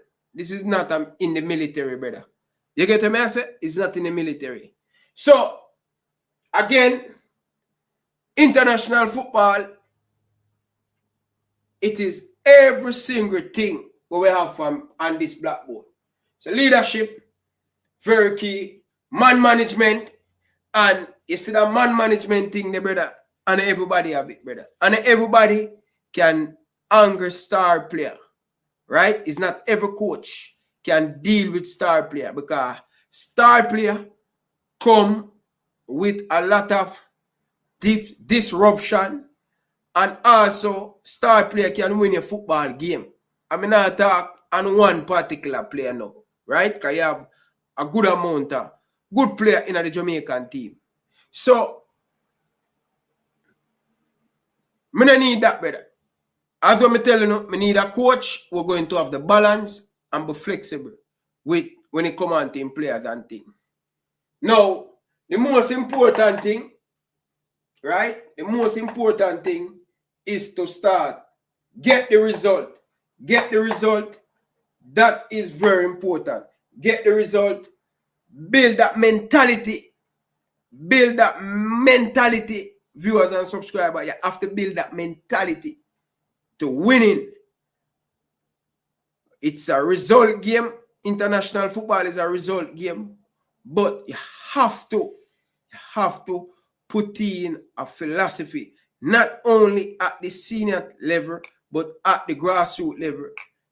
Under 20, under 17, and also at the under 15.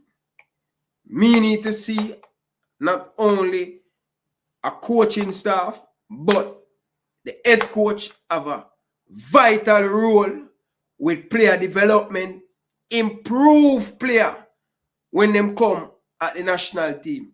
You understand? Improve. For me, one of the most outstanding player that we see in the playoff was Warren Webster. I think that boy have everything to be a star, right? He has everything. So I'm looking forward to see more young player like Warren Webster to come into the team and make that impact on the team. I think he done fantastic when he come on to the Reggae Boyz team. So people, please don't tell me when you don't want the PE teacher to be the coach. What about other stuff when it come on to the coach? Not just a leader who going to. And we don't want a long ball, brother. We don't want a long ball, brother. And we don't also for play tiki-taki football. We need to see a mixture of long, mixture of flexibility, press. We need to have a strategy how we're going to play and how we're going to recruit player. You understand? So we need a coach who know how to recruit. Look at the team, fix the team problem, and build the team for the future. We have too many young players, and we need somebody who's going to motivate the player them and improve the player them. You understand? So that is what I'm looking for. That's what I'm expecting from a Reggae Boyz head coach, viewers and subscribers. Have to have the mentality and be a leader of men to lead the nation. And you need to find that combination of building a team and get the local player and the diaspora player together to get that camaraderie, get that commitment, get that fight and that passion. We yet to see that from 98. So we need to go back to the drawing board and starting hire the right coach. Not just the right coach, but a team of person who can actually get the job done, know what they're doing when it comes on to international football. If we go ahead and hire a coach who only have one thing out of these 5 things, we are going to have a problem. We are going to have serious problem, viewers and subscribers. It's not about a one person, it's about a team of Pearson to get the job done. Carla, good evening. Welcome to the show. Carla, good evening. Yeah, Brian. Good evening. How are you doing? Greetings, my brother, man. How are you, man? I'm doing good, you know. Talk to me, man. What you think about the 5 things that every Reggae Boyz manager who going to hire must has? What you think? Ryan, I'm going to be very honest with you. You see, every successful coach have an ecosystem of the right people around him. You cannot have any one thing I can tell you, Ryan. Any successful organization, in order for it to function at an optimum level, you need to have people who not necessarily are the best at their job, but who are willing to support, competent, going to support that vision, what you have, that general vision. So the thing is that going forward, like, insanity is doing the same thing over and over again and expecting the same result. We can't continue like this because we try with this board. This board has failed us. Individuals on the board has failed us. So, in order, my suggestion going forward, as I said, our football is at a crossroads. My suggestion is going forward is scrap the whole board now. Get people, scrap the board. Yeah, man. You cannot fix a problem if you don't address the root cause of the problem, you know. And one of the root cause of the problem is the mismanagement of the GFF over the years. So even, so for example, Ryan, so if you bring in, the board, what would you recommend could work for we? Bring in people who have the vision and are not there to fill their pocket. My thing is that even if JFF have the chance now to bring in somebody like, say, a Pep Guardiola, for example, right? And you don't put an ecosystem around you where it can be successful, Pep Guardiola gonna look like, say, what this world-class coach come here and he can't change the system. No. You have to have an ecosystem surrounding that coach in order to execute your vision.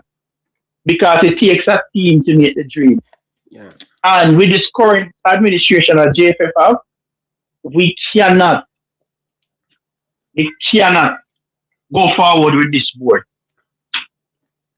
Because let me tell you something. Yeah, you can ask any person who work for a successful organization. They all have one thing in common. They have discipline. They have an efficient and optimum system in place to guarantee your success. So the whole ecosystem where you have around that organization breeds success. And the JFF at this current time doesn't have that ecosystem to make a coach successful. So no matter which coach you put there, they're not going to be successful because you're not addressing the root cause of the problem. The root cause of the problem is the organization not providing an ecosystem for everybody to thrive and be successful. So that is part of the problem. That is the biggest part of the problem. So we need, like, going forward, be aligned to put people in a certain key positions who align with the goals and vision of Jamaica football and build it from the grassroots up to the senior level. Like what Belgium do with their football. We are in that, I don't remember the name of that football manager, that president they hired, and he scrapped the whole board and he built that system, one dream, one team, and look at Belgium where they are today. So I believe that in any successful organization, you have to have a healthy ecosystem that breeds success. And if we can't have that in Jamaica, we're going to come back to the same point again. Yeah. So we need that healthy ecosystem and people who are aligned with the success and have that vision and dream to bring Jamaica football so it can be a lucrative product where the ghetto youths them can use it as a vehicle to escape poverty. Facts. If we don't have that, what's going to happen? The GFF board as it is going to start with enough young youth future, enough talented young ballers are going to say, when I go fight for my country, or me go play for your country, when I fight for me, or to make sure say me successful, so me can be successful and my family can be successful. You see what I say? Yeah. So if we don't make the right decision, I'm not thinking about Jamaican football on a whole. I think about the ghetto youth. We're going to come out and use him talent as a means to escape the ghetto and also provide generational wealth for our family because we have a healthy ecosystem that promotes good football. We have a lucrative product where we can sell to the international market. And everybody be successful. And Jamaica football is like how them come down here for tracks and come to pick out athletes to go to university for a full scholarship and possibly make money from the Diamond League or Olympics or whatever meet they can. We can have that for our football. But to implement that, you have to implement, to make that be successful, you have to have an ecosystem that breeds success.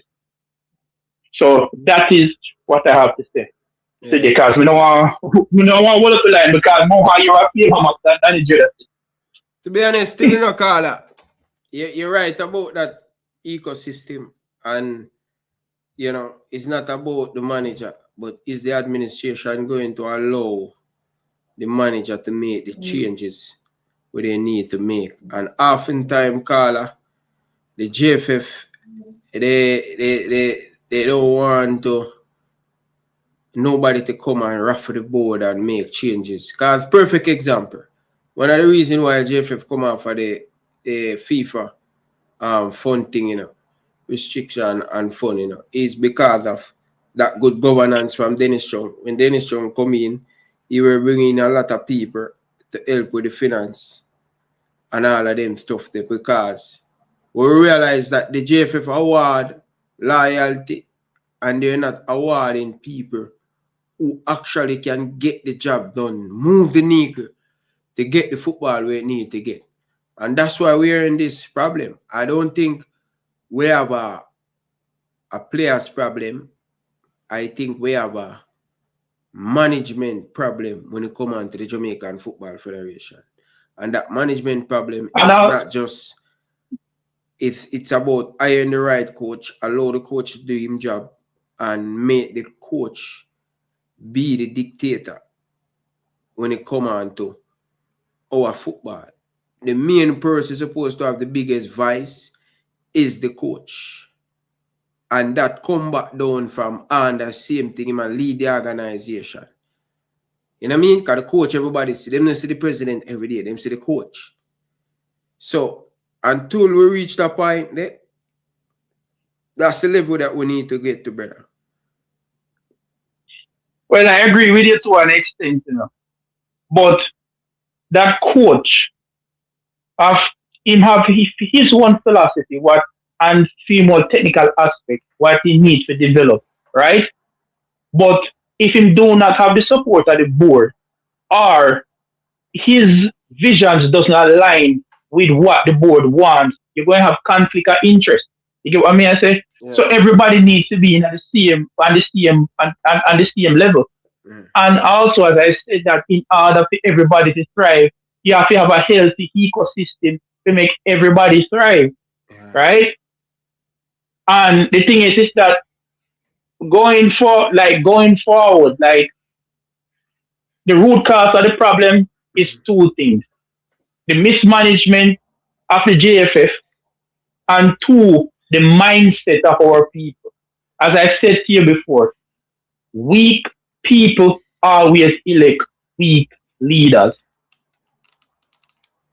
Sure. So not until we look into ourselves and say, look here, we have to choose the best person for the job, no matter what personal vendetta or ego or malice or anything we have. Because Brian, if me I run any organization or me want it to be successful, I don't care about your ego, your personality. All I care about is the vision and the goals that I have aligned for my company, and we have to work together no matter what. If me not like you, I'm going to tell you straight to your face that I not like you, but that doesn't mean I'm going to use it as a grocery disrespect. Yeah. But we all have a job to do, and getting that job done means we have to work together and put the personal vendetta and we ego aside and work towards one common goal. And that is one of the biggest problems in GFF. Some man in a GFF ego, they write some check, them body can't cash. So my thing is going forward, my recommendation, scrap the board, get new board members who go align with the dreams and the vision to build Jamaica football from the grassroots, and get a coach who go and build that system. So when the players make the transition from under 15 to under 17 to U20 to the senior team, we have a football identity. We need a proper two things we need. First, me think we need to get a good experience technical director, and that technical director supposed to play a massive role of iron the coach, and then we take it from there. If we that's true. Yeah, because the technical director supposed to have a saying in what the type of philosophy we want to play and all of them stuff, the brother. And me, oftentimes, in Jamaica just want to start from top. You can't build a house from top, brother. You know you have to build a house from the foundation. Yeah, so you get the youth them, and we need to see more youth coming back through the national thing. And one of the main reasons in that, my brother, my biggest reason why we not have more youth coming into the system in the senior team is because of lack and proper coach develop the players them. Back in the days, the coach were ahead of them time. The coach them got Brazil. Me never hear no coach back in the days that got Trinidad. Yeah, time has changed, but most of Jamaican coaches went to Brazil, they went to Argentina, and they went to Belgium to get them football in education. If you check it, Jeffrey Maxwell went to Brazil. Aliman. Craig Butler to Genk. No, I don't know about that Craig Butler. Craig same go, but we don't have no proof same up. I don't have Craig in the you know what I mean? So all right, then. You have other coach, lot of coach where went overseas and get them thing, brother. So, but they did not improve on that, Carla. Right? They just stuck at that level where them know, but them they improve. And the main problem in Jamaica is too much loyalty. We now reward people who is doing the work. We are reward failure over and over. Dinosaur today in the program where the program can't move. Yeah, but when we see some younger people that into is the thing, brother. Yeah, that's the microcosm of what's going on in Jamaica. Look at the politics too. Look for the old headed men of politics that want to come out. So it's also a societal problem. As I said, they come back to the point where say weak people will elect weak leaders, right? And if Jamaica want to come out of that rut and non-progressive farm, they have to change their mindset and realize, look here, you see, in order for we to progress, we have to choose people who are aligned with our goals, aligned with our philosophy, and we're move forward without the corruption the politics and the ego. Fox. So that is what me have to say. I have to say, Ryan, I don't want to take up much of your time. I want to hear what Danny Dread and the Arsenal fans say. Boy, it's supposed to be interesting going forward. But anyway, big up yourself and thanks for your time. Yeah, man. And big up the elites, them. Yeah, man. Keep the fire burning. Yeah, man. Respect, Carla, man. Enough respect. Enough respect. Presser, good evening. Welcome to the show. Yo. Wagwan. One LeBron James, you know? One King. Brother. One we have flip-flops, man. You don't say Jordan and the King, man. I do. Jordan and King, but I not even get to watch United game today, but I got some team once still. As I saw, I'll do them nail it that shit way. But big up to Kobe them and Sesko. But you know, I want to use United as an example, right, with the JFF thing, because I think the caller makes some good points in terms of it start from the top. You get me? I say, and before me fit into that, I think Jamaica one of the first country, and maybe it has been done before. One of the first country where like the technical director now have a say over the senior team. I just find that very well. I find it weird because I know why them do it. You know, them same only in charge of the youth teams, which is absolutely ridiculous. You know, if you have a football program, obviously you have your senior team, and then you have the youth teams below. You get me? I say, and essentially or normally everybody is on the same page to an extent. You know, if you look at club football, is the same thing in terms of similarities in terms of what the youth teams do.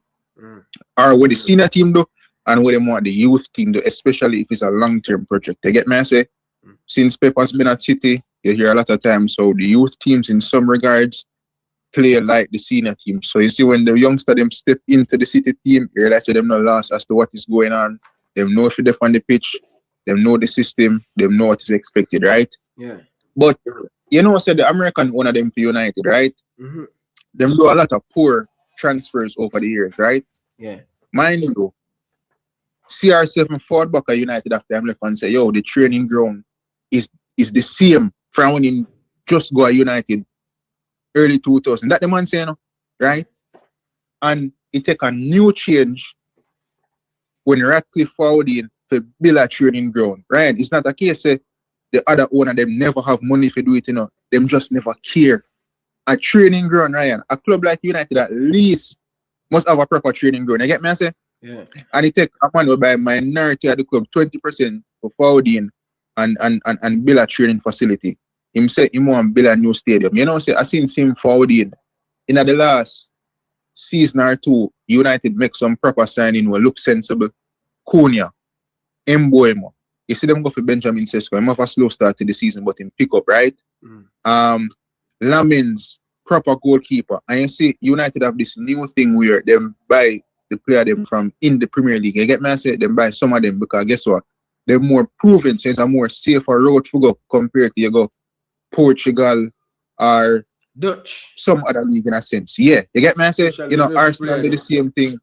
City do it to an extent. Liverpool do it to an extent. You know, where the stadium money them come from? The Premier League, you know. Robertson was from the Premier League and up until him get relegated, them buy him and bring him back. You get me? I say quite a few others was from the Premier League. You get me? I say, and then you have 1 and 2 players from outside the league. But these changes at United came down to a new group of people in charge of the football. So it's just a new mind, and them realize, okay, if United are gonna get back to a level, we need to make the right changes in order to allow them to get there. You get me? I say it's not gonna be an overnight thing, but I think they have taken small steps in terms of going into the right direction. And I'm not going to sit here and tell you, say, oh, 2028 or 2029, United are going to win the Premier League title. Maybe we can tell you, say, maybe then we challenge, right? But you see, all of this, why I say, Ryan, in terms of what the federation must do, even though they must do that, bro, due to the fact that I have not seen any changes in terms of reshuffling or appointments in certain areas, it don't give me any confidence that we can send Jamaica go qualify for the 2030 World Cup. There's no confidence. You get me? I say? Yeah. We're not going to get it from when there's no accountability.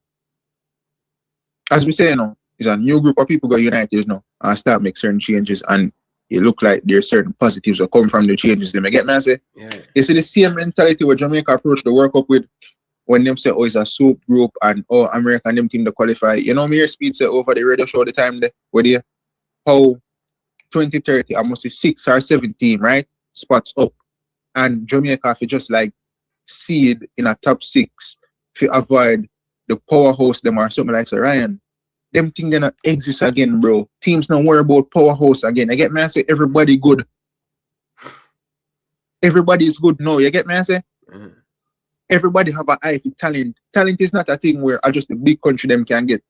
Our own a big club can get. Our own them did have the money to have access to it. No, everybody have an eye for talent. Everybody know who them want, who fit them system. And I just think when you have a country like Haiti, we qualify for the World Cup and what that money can do for them, you know, you also have Curacao and them have a lot of good players from over the Netherlands, you know, maybe more people will look for play for them, you know. I think these two countries are ahead of Jamaica in certain aspects, especially in terms of them taking the right steps in terms of hiring the proper coaches, putting a philosophy in place so that whoever them recruit fits into that. I get me, I say? So Jamaica take 10 steps back and them team I take about 50 steps forward. I get me, I say? Mind you, the next World Cup is not until the next 4 years. So these teams obviously are going to try to put things in place for rejuvenate them squad to have a next chance, especially with 6 or 7 spots for qualify for the next one. I get me, I say? So them are going to everything in their power to try to get to that. I get me, I say? What are we going to do? Bro, it's just funny how I just watch every country improve around us and we're just behind. I mean, I talk about the big team, I talk about Suriname, Curacao, Haiti. Remember, 2 years ago, we beat up Haiti and Suriname and them team, brother. And look at the progress that these country made. It's not just the higher proper coach, but the type of football them play. You know what I mean? Yo, even Dominican Republic did look good with in the Gold Cup, you know. Yeah, man. All of these teams are make strides in it, isn't it? And one thing I realize as well, FIFA make the money bigger. So that is even more of a motivating factor because I realize that I recently Oral Tracy them start making video and it's like them I realize the reality where I hit them in terms of like the money wait for that do for the football. I get me, I say? Yeah. It start hit them really this way, you know. Every year or every competition, FIFA increase money. So then what I say, okay, for qualify, I get 11 million a year. The next time you get 20 million plus maybe a bonus. I saw them on them already think now. So other countries were serious about the thing I look on and I say, yo, at least I go thief for money. Hear me, I say, get the 20 million and we thief a million and split up against yourself. Because I don't know say corruption in the football or any idea. So I say, man, I go eat a food.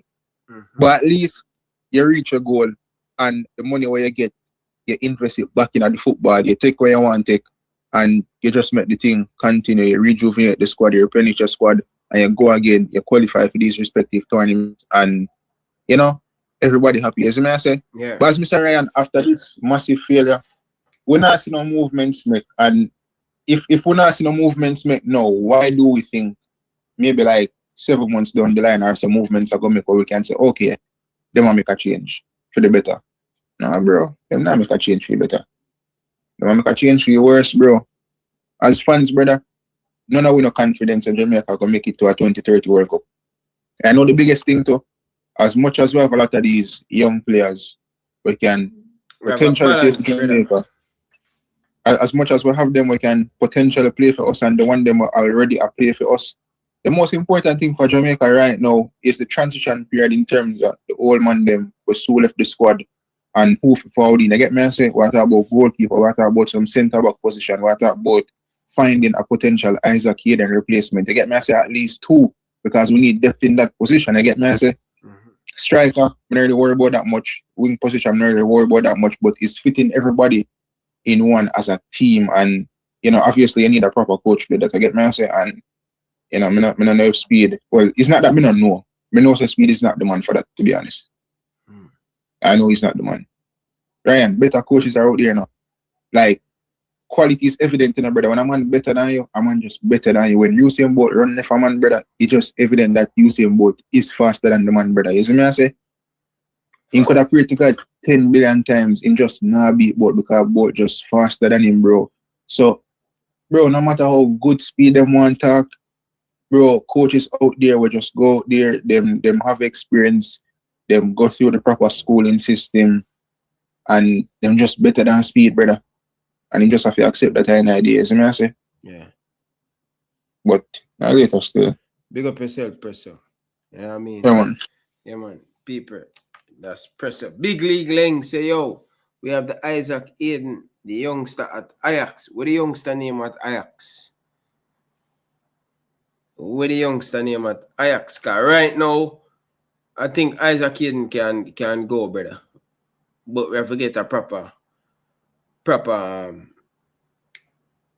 replacement for him. Because Isaac hide from the ball, right? We don't just need a defensive midfielder to just tackle and break up play. We need a balance attacking. We need a proper holding midfielder who can start the game more and get on the ball. And if we don't have one right now, build one. Get one, play him there, play him young, make him get the experience and get up to speed, brother. But we can't keep on go for the same old players then, brother. We have to do better than that, man. You know what I mean? We have to do better than that, brother. Yeah. So we have some position where we need to definitely to figure out how we're going to fix that. You know what I mean? Especially with centre back. The centre back, we need to get some better centre back. The goalkeeper now, Andre Blake can play for another probably 1 to 2 years, depending on how many injury him get. But we have to look for start move on some of these players and Tyrese Hall and these players. Build the thing from around them. You know what I mean? If we are going to play a pressing game and, you know, put the ball down on the ground and play the football, it don't mean you have to play like Barcelona and Manchester City. But at some point in time in the game, at some point in time, you have to put the ball down. We're going to, you know, make 5, 6, 8 passes, especially in the final third, right?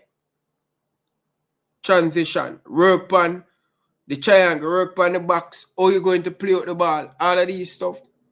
So now is the time that a player like Tyrese Hall, you know what I mean, Bobby Reed and these players should be there, but they're there to assist, to guide the younger players, them brother. We can't keep on playing midfielder who not going to be a part of the next World Cup qualifying cycle. They should be there assisting, helping the young players, getting that experience. And no other time to play Tyrese Hall, no other time to play Carey and this. Get them under the minute, get them comfortable, get them to do what the thing they want you to do. And thing, yeah, we need players who are going to do the balance of attacking and defending. It is a transition game. When you don't have the ball, you have to be disciplined to get back into your position.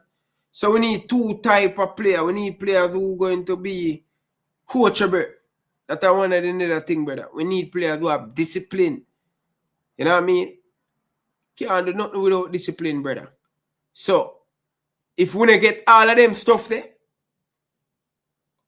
combine together, getting the result, building that leadership in the team too. Some of them young players have to take on the responsibility of leading the nation now. You know what I mean? Whisper them, the Dixie them, the Carey and the brown man, the CM Bailey there, striker. Because them young. But you need a manager who's going to get the best out of them and build the thing the right and properly.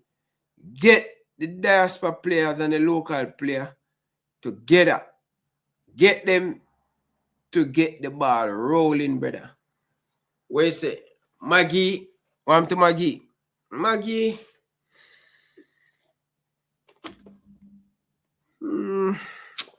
Maggie.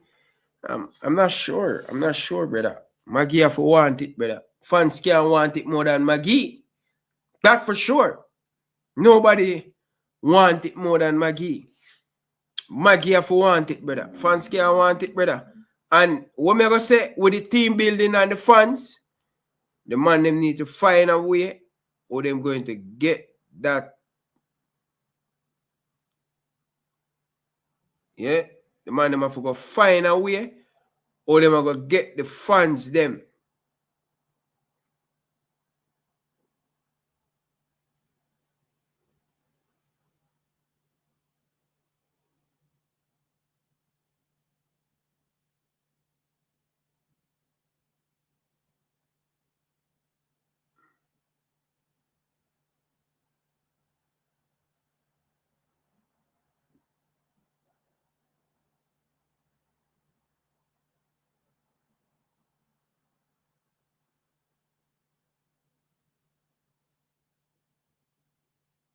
Yeah.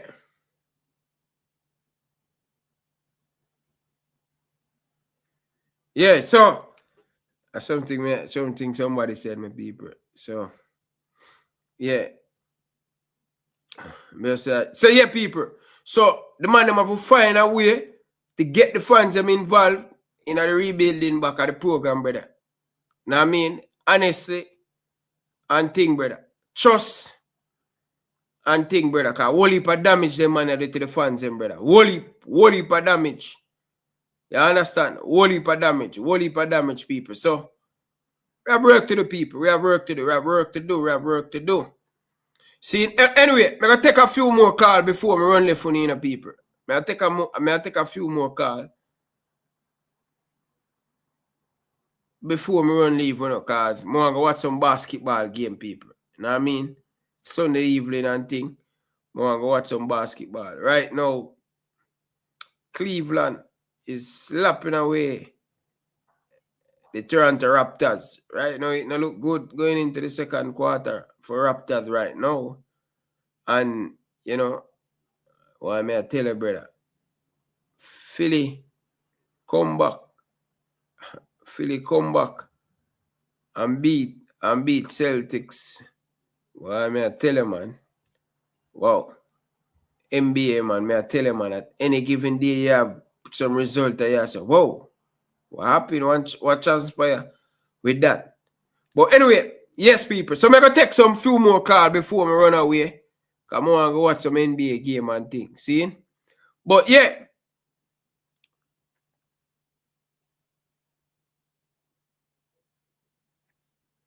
Footballing guru, man. What I'm telling you, man, you all right, man?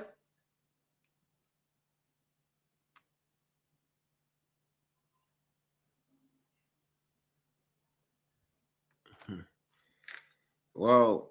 Listen, tomorrow I win. Monday, Tuesday of the day, you know. Tuesday of the day. And I don't know, brother. I think we as supporters will do our part. But it's going to up to the board, the decision where they make, Bridget.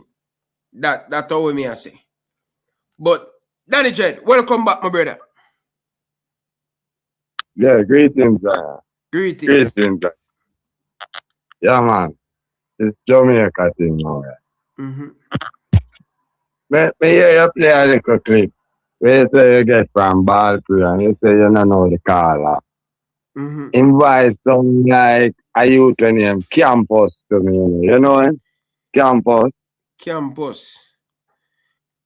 know him, you know. Probably. Around the next up. Eh?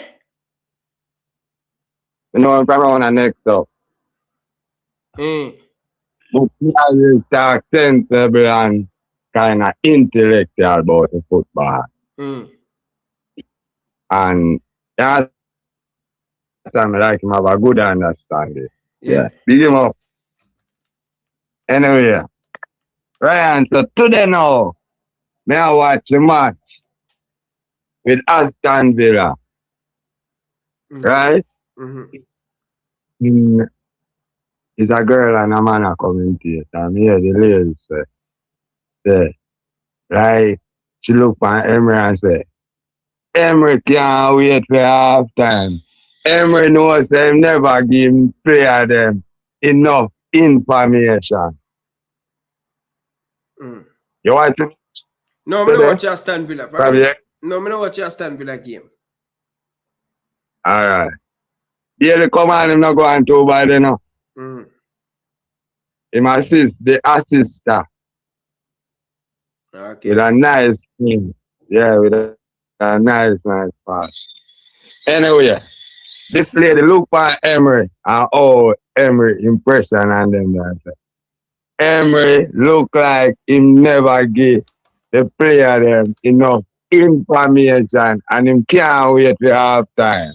You see me?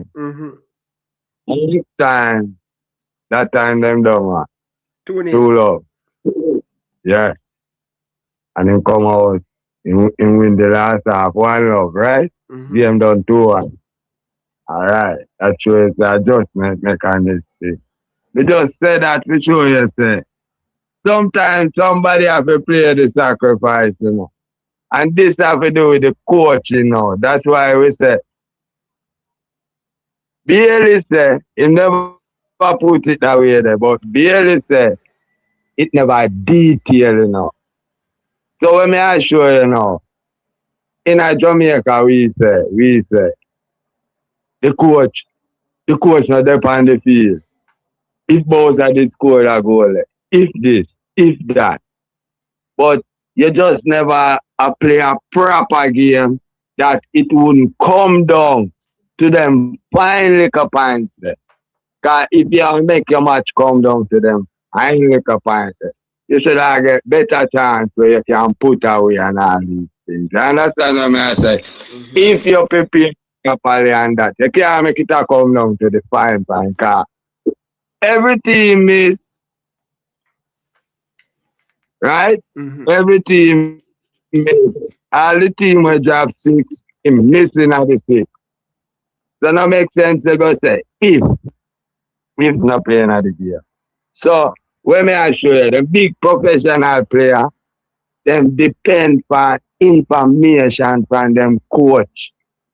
Or they might look stupid on the field basically.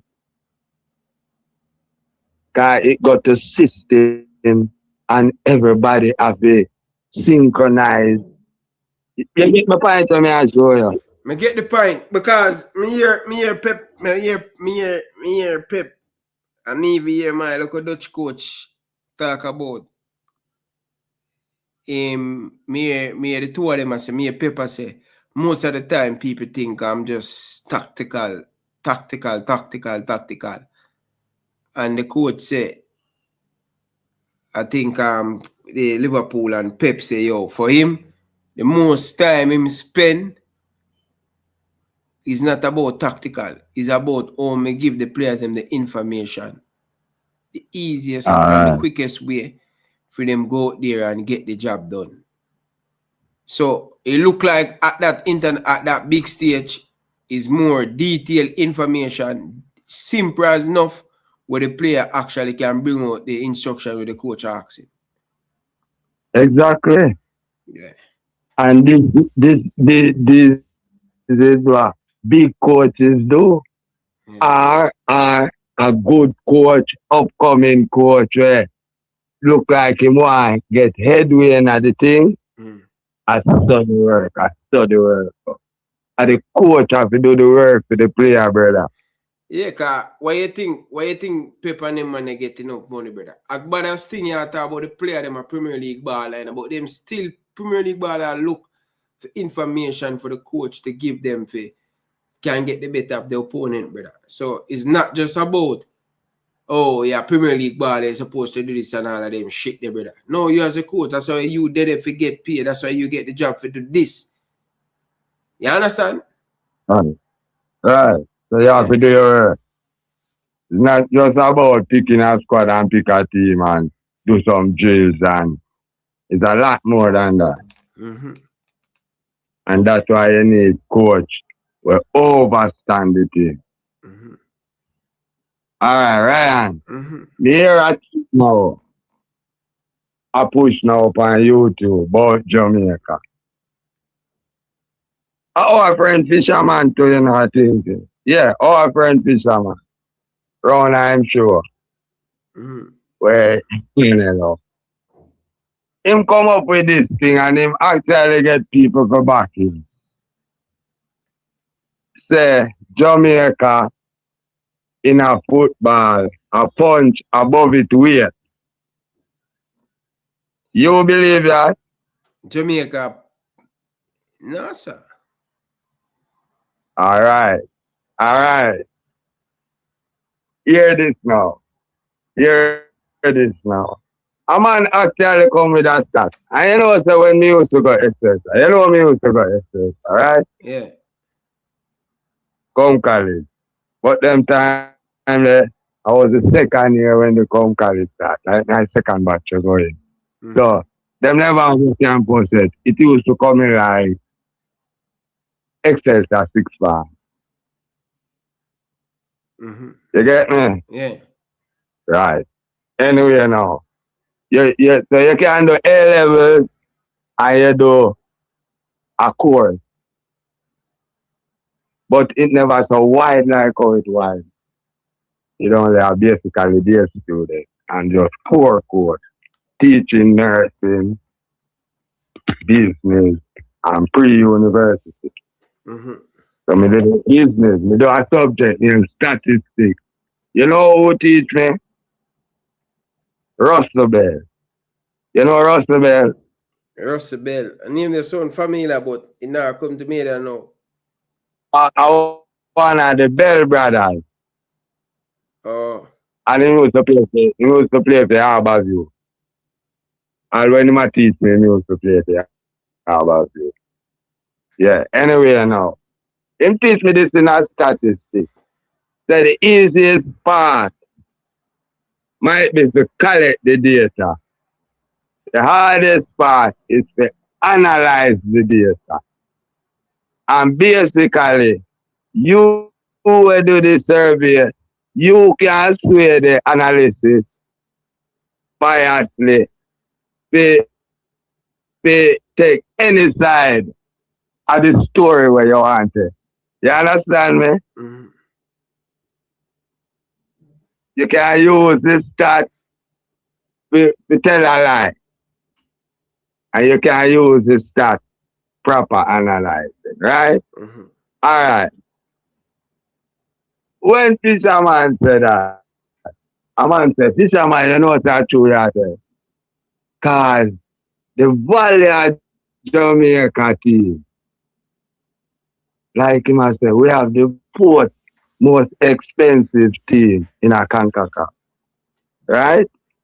So him I said, that means we are going good. But look at this now. It's a wrong way I look on the stats, you know.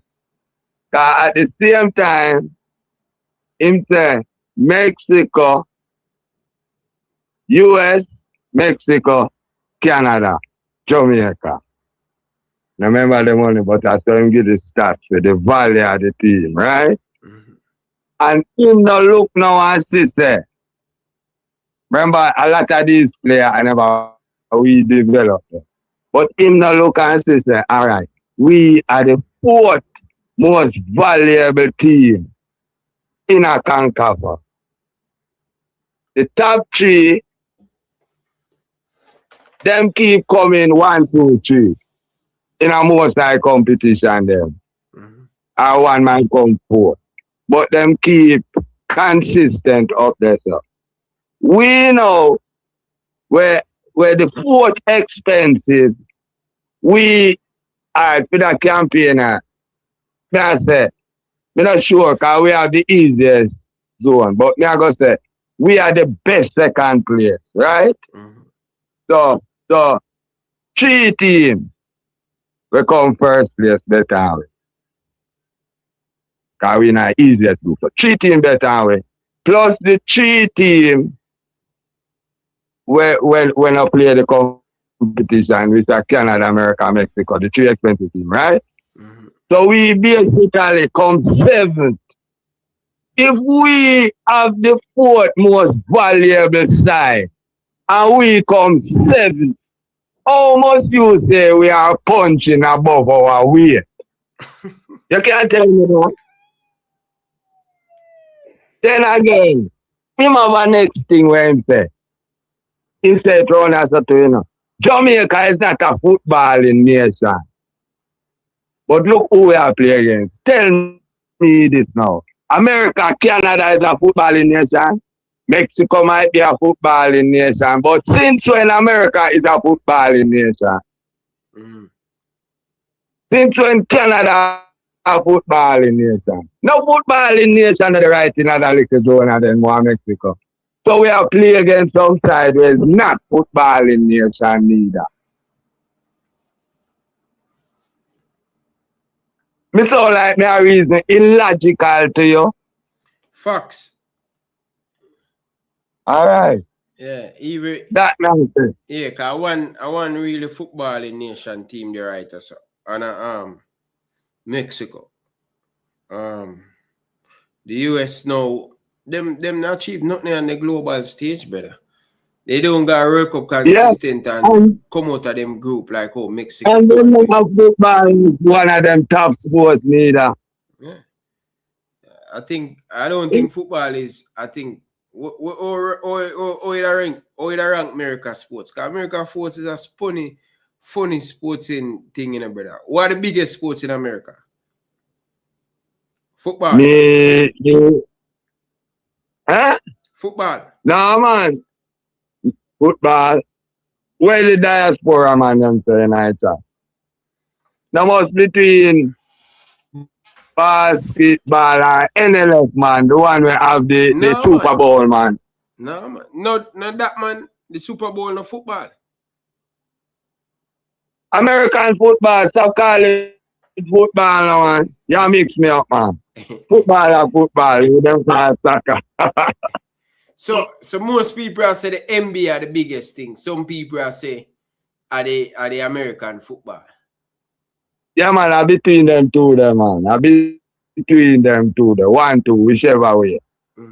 I'm not sure if football will turn either.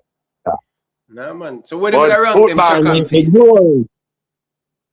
No, man, track and field now functional. You know, hear the man say. But to when me, you win world, but to me, you never hear no wait. You never hear no lie say. When you win the real world title, nobody no jump up. But them play some little sport amongst themselves. And when them win, you say, you forget no lie. Yeah. And them beat Stephen A. Smith and them man they come down hard pan him and them have to come back and apologize. Somebody have to call him and yo. But that's the truth, man. Yeah, bro, but you remember how the man them come down for no lies. Say, yo, brother, you might disrespect the basketball, but when a big man have a call Stephen A. Smith have to come back on the show, you know, the man them diss up the man I say, yo, the man them diss up basketball now, but where the man diss up? I tell what the man I tell, bro. The man go run against the rest of the world and then play by them. But anyway, for me that's a basketball and then Super Bowl. Yeah. But hear me now, when fans take views like this, brother, like we are punch above our weight and we are no footballing nation and them things, it a whole back the whole project, brother. Yeah, but that you know Fishman always a try to mislead and try to diss the people there. You don't know that, Danny Jet? You don't want to understand them follow them. They just reason out the thing in our brain, brother. We are the fourth most valuable side. We need to perform the fourth best then. Yeah. Oh, Mr. We're not performing. So get proper coach, get the man them that we not talk about. We miss one another. You get me? Anyway, yeah, I need to try. Big show. Big up yourself, Danny Jet. Yo, people, that's Danny Jet. Yo, you don't know, say, I saw Fishman go on, man. Fishman always nothing in there for rebut. Fishman I gonna make up something for rebut, brother. You know, so I saw Fishman go on, man. Fishman always want for dip on the other side. Always nothing dip on the other side. So what Danny Jet say, what Fishman say, a madness matter, brother. Madness, brother. And him always make them statement there's a Jamaica is not a footballing. The biggest sports in a Jamaica football, brother. Whether we like it or not, brother. The biggest is Jamaican football, whether we like it or not, brother. Big man thing. So, I don't know, brother. College man, good evening. Welcome to the show.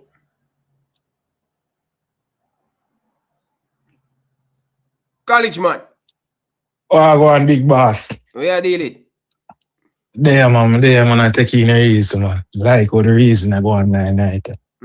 Like all the reason I go on night. Yeah, you know what I say?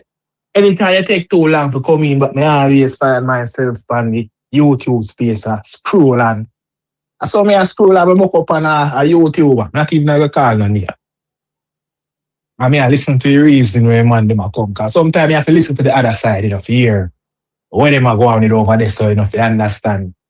To get a try get an understanding of where them read, where them guys they read their thing. And be here the man put forward some points why him thinks boy speed are the man for the mission.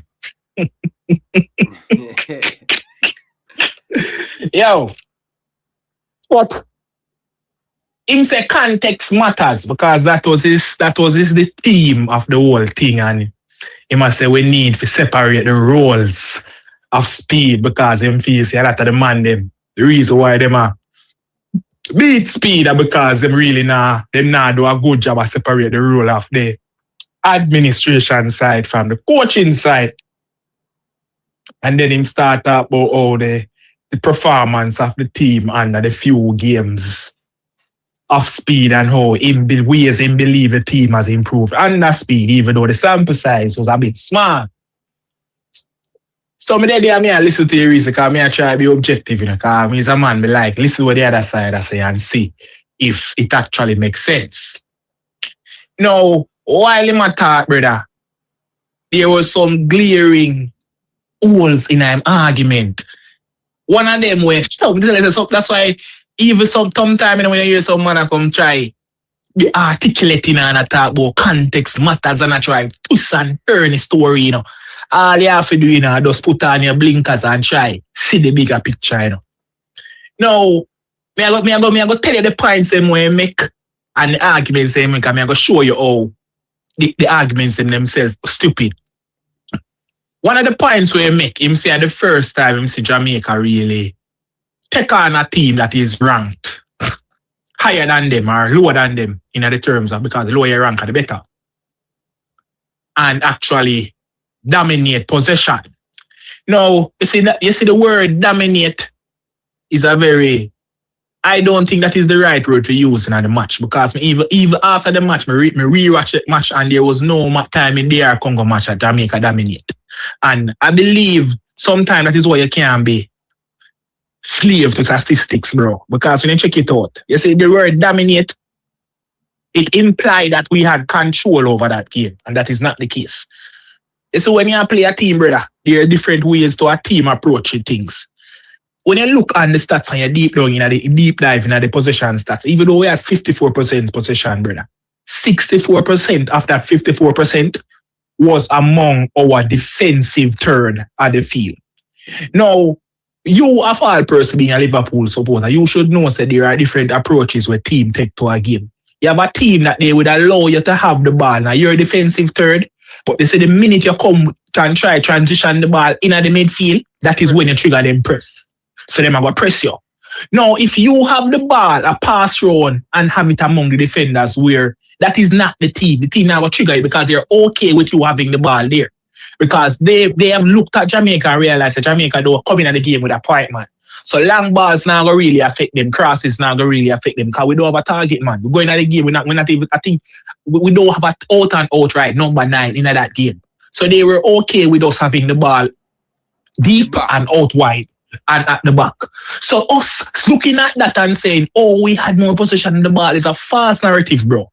It's a false narrative because it doesn't tell the true picture. But it gives the impression that we were in the game, toe for toe, playing passes and going. Bro, every time, if you look at in the midfield, they dominated us in the midfield in terms of possession. Looking at the final third, attacking third, they had way more possession in those particular sections of the game than us. But we know, I say, oh, we have more aggregate possession in the game, 54%. It look good on paper.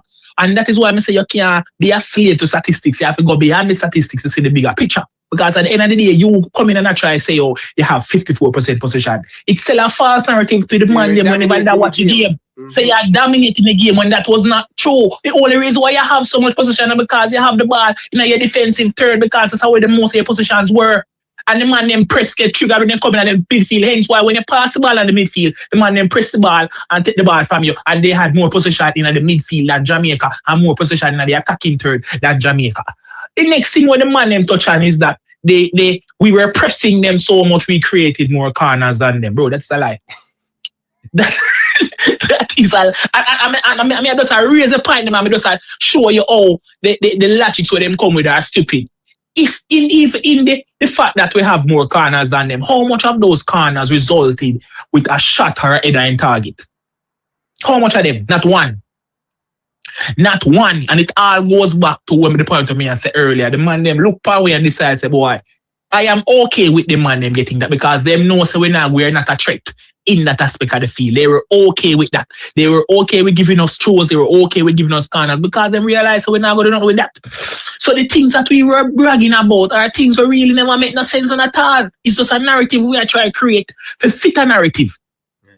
Now, the next thing when the man them talk about the team and I assume that a lot of these narratives come from speed because I'm hearing them with it. Me hearing with them before that we were playing a team that were in terms of valuation value 3 times more than us.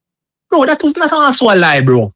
Like, I am not saying that they had quality players on their team. I would have been naive to say no. But when you're going to say they had players that the overall valuation of their team was 3 times more than Jamaica, bro, I don't agree with that. Because at the end of the day, I don't think they were 3 times better than us. And I'm assuming the whole point of talking about the money was because you try to use that as a comparison to say, boy, this is how better the squad we were playing were. That was not the case, bro. DR Congo was not 3 times better than Jamaica in terms of the squad, bro. In terms of the quality of the player, they were not 3 times better than us. So that's when I realize that sometimes when I hear the man, they must try to create some narrative and I try twist and a turn and thing. And the man, they now think about it from a logical standpoint to say, yo, what really is the real picture? And then me have to wonder what is the money motive? What exactly is the motive, bro? Because if you as a big man sit down and you watch all of that and you say you a man where the coaching nice and you do this, sometimes you have to wonder what in a class I learn. Like when they black eye class that the coaching line say they because some simple things of how you approach football, bro. Like me not understand how you believe, bro. I watched that match and there was not a time in that match where me did believe that Jamaica was the better team. There were periods where I believe DR Congo started to get winded and we looked like we were about to get a footing in the game. But really and truly, bro, there were no real chances that came off of it, brother. Even when you're saying that, like, we can't remember off at the top of our head what chance we create where we say we should have scored. I don't think we create that clear cut. One chance I can remember where Leon Bailey kicked the ball and it go outside. You remember the one that run past the post? I can't remember another one like that. Do you? I don't remember nothing more, bro. I don't remember. And even that chance where Leon Bailey go, that to me not even a chance, bro. That was just a man and just a 50-50. We up there, sir. Yeah, 50. We up there, sir. So I don't understand how the man them come with this narrative to make it look like say boy, they saw great things under speed in these 2 games, bro. Like we don't need to stop. We don't need to stop, bro. We don't need to stop, brother. Bro, if I don't have a problem if we not try build a narrative, but at least build a narrative with logics, bro. Stop them fool. I mean, you know, say they know better, bro. The man them does try sell the unicorn meat in such a blatant extent with it's almost like borderline delusional, brother. The man them just know the right thing and still do the wrong thing, bro. Still do the wrong thing, brother. Man them if you just start do the right thing, man, you can man them know say this man is not the answer, bro. It is so evident. Like even going into that match, bro. Everybody had discussed about the strengths of the DR Congo team and how we need to approach them. And even remember you there show about 3 show where you talk about the different formations and what we can use going to 3 at the back because we see where they play. 3 at the back, them struggle and all of them things. I see people talk about that all the time. Even from the New Caledonia game, we even not talk about all the New Caledonia game, how we approach it tactically. We need to focus on set piece because they have shorter players and all of that. Bro, and nothing, me never see none of the 2 games. I did not see a tactical approach any of the 2 games, bro. But them money I go tell me, say, them money are the answer rate, and them money this and them money that, bro. bro, as me say, brother, the man them need to just stop, bro. The man them need to just stop. And the reason why me even give the man them the attention, bro, because I realize say sometimes when people say things over again, it start become believable, bro. And I realize that even Oral Tracy himself realize that, bro. Hence why I'm start talk out to ask him. Because it come like the more them start say the thing them start even believe. It come like Flavor Max and Arsenal, bro. It more and more in looking at me and say, Arsenal, I want a big side and we're going to win trophy. Even though it not happen, him just say it enough where him actually start believe say something about stuff it show. Yeah. And that makes me realize it happen in the Jamaican space, especially past with some of the man them past some other channels and to my money on the ground, bro. And then the man them that come off as it, if you even reflect and listen to all our the PE teacher, it start to trickle down upon even this content creator with our play and all of them stuff. Because it start with him with the narrative there. Exactly. Stats, that is why I say, yo. Stats. I remember you tell me, say, Ryan, that thing there where we are glued to stats thing can be very dangerous, you know. And see the whole of the thing come play out in our front of our eye there. Bro, that's why I tell you, say, you have to put stats into context, bro.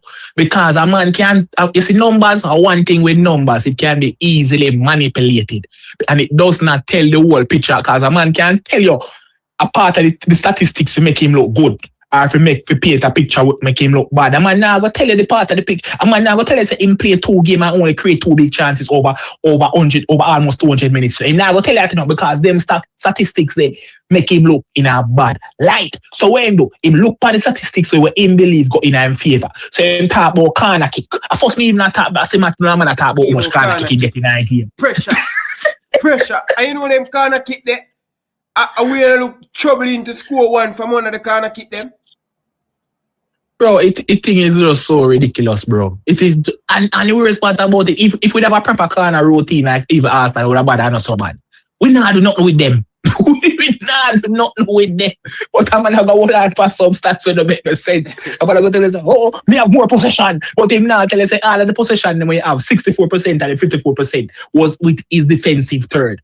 Basically, that's where you say the defenders them have the ball most of the time out of the position we have.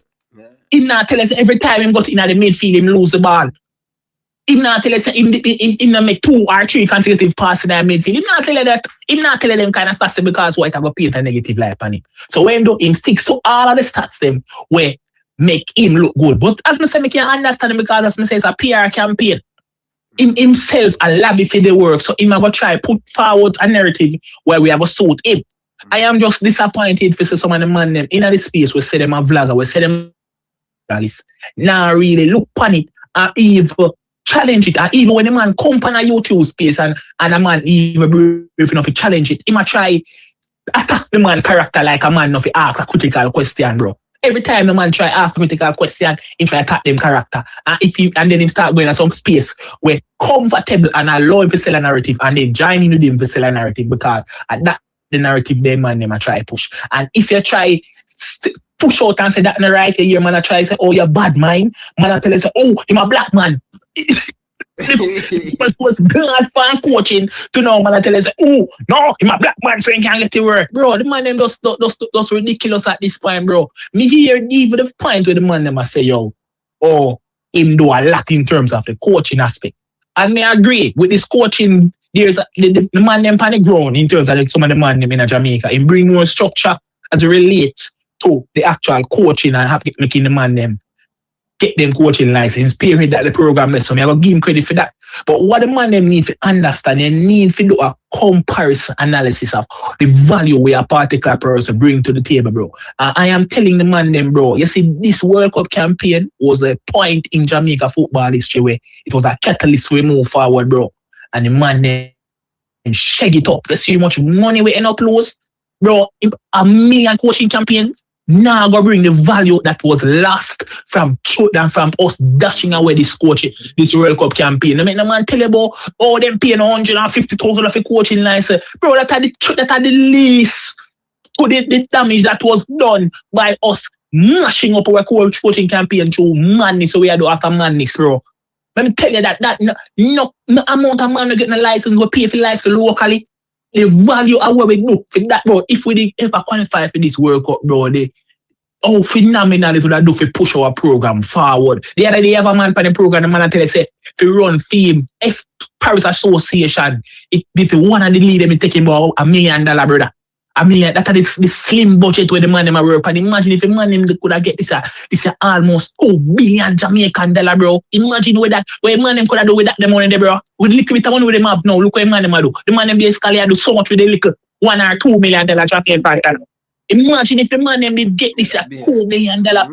Bro, the amount of things that could have really do fit uplift the youth, the female, everything. The thing could have revolutionized Jamaica football program, bro. And the man them mash it up and dash it in the dirt. It's the easiest campaign in a World Cup history. And a man go come tell me, say, this a man a create coaching program and then can get him license. Bro, the thing when you have to put things into context and when you look what you get from versus what you lose, bro, the way you lose, the point of the scale there, way more than what we gain from this administration, yeah, bro. No man can come tell me about all the most successful administration that are rubbish. Me not buy that at all. Cause when you look from bro, there knows no administration in the past has ever seen a World Cup campaign that was so easy to make, bro. None. This is in the history of Jamaican football, and this is the easiest we get, bro. And this is a campaign, bro. That alone should have been treason. We should have locked them up. Bro. The man should have been in jail for just doing that, bro. You know how much money, man, them, bro. Even the indirect income where the country could have get, bro. From even the exposure from tourism, you know how much money we lose. Not even calculate them day and money we lose, brother. The potential, bro. The potential corporate sponsorship where man them get, bro. The indirect spill off from even the youth league, the youth them when the man them could have mounted. I want that things. Oh, now I want you know much man go work up and club see man buy him, brother. You know, bro, the amount of things we could have spill off from us going to this World Cup, me I tell you, bro. And the man them dash that down the drain and still have the audacity to come and tell we on TV. Say them are the most successful administration, bro. Bro, me not buy that. No bit, none at all. Because as I say, success is relative. When you look on success, you have to look from where you gain versus from where you lose, bro. And when we see man them lose in terms of monetary value and in terms of impact, when we see man them throw down the drain, no man can come tell me say this administration deserves no praise, bro. Me them not get it from me. Them forget it from them guy over a fish tank and some other man. Them can't get it from me, no deal. Cause me no rate them one bit and me not hide and talk, bro. When we see them do a treason to Jamaican citizens and treason to Jamaican football, bro. And if I'm going forward now, lastly before me cut, every time one of the youth them I go in them parish league there, I go play and the man them can't play if you have an ambulance at the football match, can't play if you have referee, can't have a proper financing. At the administration them to blame because at the end of the day, if the man them didn't do the right thing, the man them would have that money more. that come in. Bro. Right now, program gone 5 years back, brother. So man them send them back in our ice age, brother. Say you soon hear them come and come talk about all them broke and no money and trillion, all this one. You soon start here them start ball. Let's watch it. What's the joke? So let's watch the joke. Means the man FIFA them give $1 million for preparation. Bro, man them all give extra money, bro. Bro, me tell you say more and more me see me look on it. And you know what happen? You see the country them like Curacao and Haiti. You see them them man they go pass we bro. You see the influx of capital of them man they get, brother. The man them local leagues get better. Bro, you have to see the spill off effect from going to a World Cup, bro. You have to see, brother. Bro, remember the Curacao have the same way we are the thing, brother, and that I go open more player from over Netherlands for come over and for join Curacao team, brother. May I tell you? Bro, I don't think them even understand the gravity of what them do, bro. I think probably actually now. Probably after the World Cup and them gift and the expenses them start rolling, cause the expenses them will come in. The expenses them soon coming in, bro. And may I tell you, brother, when the expenses them for come and the players them for start get them pay a certain way, and bro, may I tell you, brother, may I tell you, so when them ready to start balance back in books, them are going a problem, bro.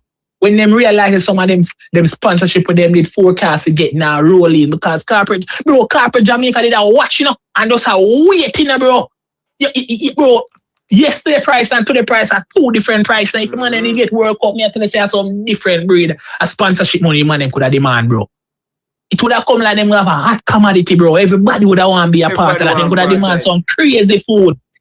Me I tell you, bro, that man could have demand some crazy food in terms of sponsorship, and that spill off would have also helped some of the clubs them, bro. Because me I tell you, some of the when the corporate Jamaica see the impact of football have, man them would have more inclined to put some of them sponsorship money to some of the local clubs them, bro. When you know, I tell you, say I just to man them really sit down and look on the indirect and direct impact where this a mash-up campaign will cost. But as I say, them have a feeling in a long run, bro. Them have a feeling. My mama tell you that. Anyways, me again this man a chat. Big up yourself. Yeah, man. Big up yourself, people. Yo, that was a good one. People, that's college, man. Yo, Danny Jed, big up yourself. Football ain't going in easy at all, brother. A whole heap of money FIFA give you, brother. We're supposed to get, brother. And one done, United, 545. Big up yourself, you know. Boy, brother. Me I tell you, know, bro. With football, I don't know, brother. I don't know where we go from here. Right? I may tell you, star, brother. I look how Jamaica not going to be in the World Cup, brother. It pain me. It pain me to see where we reach so far and we're not going to the World Cup, brother. That me I tell you, brother. That is a pain with the man them cause to us, brother, as fun, brother. Whole heap of money, brother. Man up at the JFF office, brother. Right now, brother. I know the man them see the reality. No, the man them see the reality. The money will mess up, brother. Yeah, man. Everybody have come to realize that, bro. A whole heap of money will throw away, brother. Whole heap, brother. You know what I mean? Mad or mad out, brother. You know what I mean? But as I say, only the JFF, brother. Only the JFF, brother. Only the JFF, brother. Do them thing, brother. Yeah, man. Only the Jamaican Football Federation can make it up, brother. Yeah, man. Footballing guru, stop coming and they are foolish, brother. Yeah, man. Boy, may I tell you, brother. Hey, college man. Footballing guru are agent, you know, brother. Make him throw you off, you know. Because 1 million the man them say them a give, brother. And make footballing guru throw you off, brother. He's an agent, brother. Guru is an agent, real agent. The man, they can't do nothing wrong for guru, brother. Yeah, man. But, I know, brother. What we are going to do, brother? But, we have a chance of the easiest path to a World Cup qualification in the history, not just of Jamaica, but of the World Cup tournament itself. The thing gets worse, man, them, I know. Me feel eventually, you're going to see some of them a kickstone. Walk on kickstone, time. When the reality hit them, as we hope it will, of what they literally gave away. And it is getting worse. In addition to the $10.5 million that every single one of the 48 teams that qualify for the World Cup. But there's now an additional $2 million US. $1 million US for the team in preparation for the World Cup tournament. And another $1 million US where it's basically just an additional part of the compensation just to qualify for the World Cup. So the total is now $12.5 million for every single team we qualify for the World Cup. Now you know, say in effect, that $12.5 million US is what Jamaica, by virtue of orchestrating the biggest catastrophic failure, the most embarrassing failure to qualify for the World Cup. Remember the context, you know. A Bermuda, Curacao and Trinidad we get to beat, you know. Figure the World Cup, you know. I will find a way to fuck it up. See? And in effect, they have given up 12.5 million US dollars. Now I remember the last time I come on the channel and converted most of the 10 million US dollars at the time, I think 10.5 at the time, to Jamaican dollars. When we do the calculation and tell the family, somebody they jump in the chat and ask me if I'm mad. They mean a contest the mathematics. Well, the version when they do it today, in the disappear when me challenge him at time say, no man, the mathematics right. When we again do the mathematics again. The JFF and the functionaries, we have them fingerprints all over that catastrophic failure. They have forfeited 12.5 million US dollars, which converts, they're going to round it off, to almost 2 billion Jamaican dollars. Billions with this is what the version in the contest, you know. 1 billion Jamaican dollars is 1,000 million Jamaican dollars.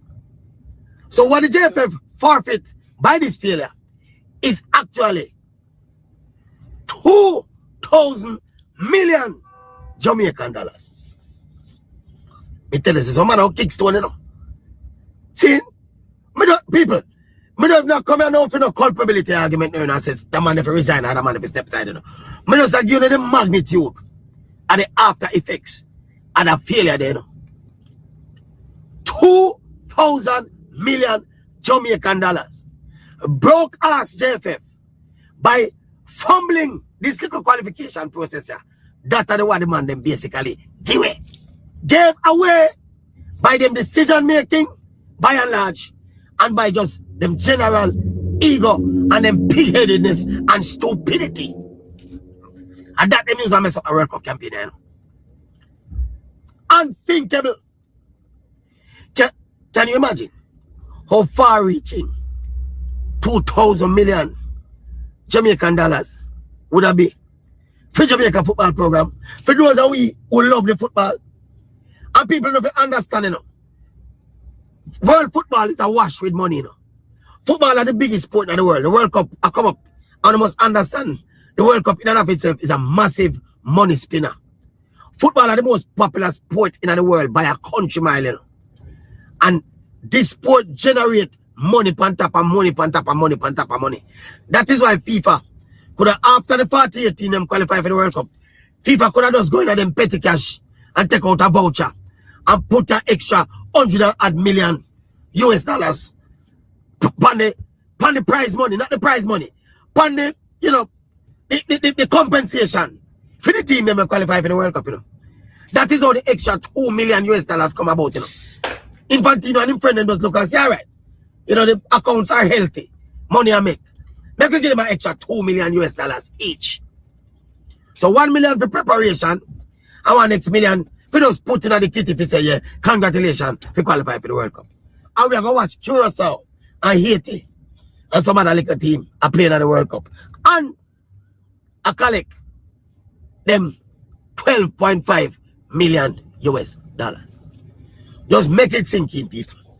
That are the extent of the boo-boo, you know. People.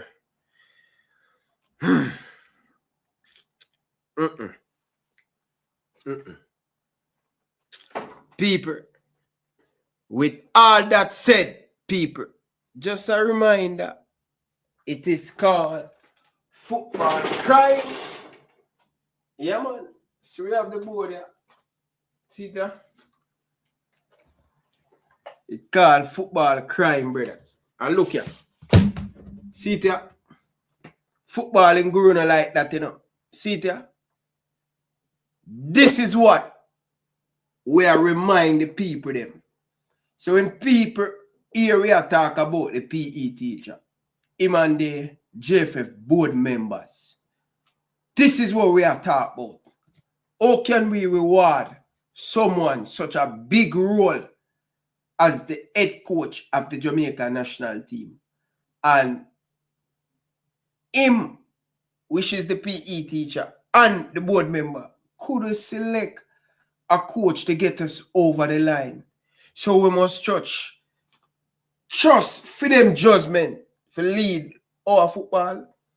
We in a football, brother. Problem. Football, crime. Flavor Max, welcome to the show. I hear close it, you know. Yo. But Flavor Max. we are dealing, man. Flavor Max stand alone. I want to tell you, I enjoy the show now, Ryan. You serious? And you watch a full light or you go and come back? no, I did to a few exercises around at the back. I never go to the gym. But me I listen. Me I hear college man and me I listen and me and me I think. But the show itself, yeah. I enjoy the show. I mean, the level of reasoning, right? Again, big up the elite, you know. I am a fan, right? All the callers, you know, and just the way again how the man them call and put them argument forward and discuss the points and why it is important picking a coach and the right coach, why it is important to do that moving forward, and why certain people like the PE coach is not the man for the job. And when you hear the elite put forward them argument, you realize it's not a biased argument, right? It's an argument based on facts and based on proper reasoning, Ryan LFC. True. And it also coming from a place of concern and love for the football and for their country, Ryan LFC.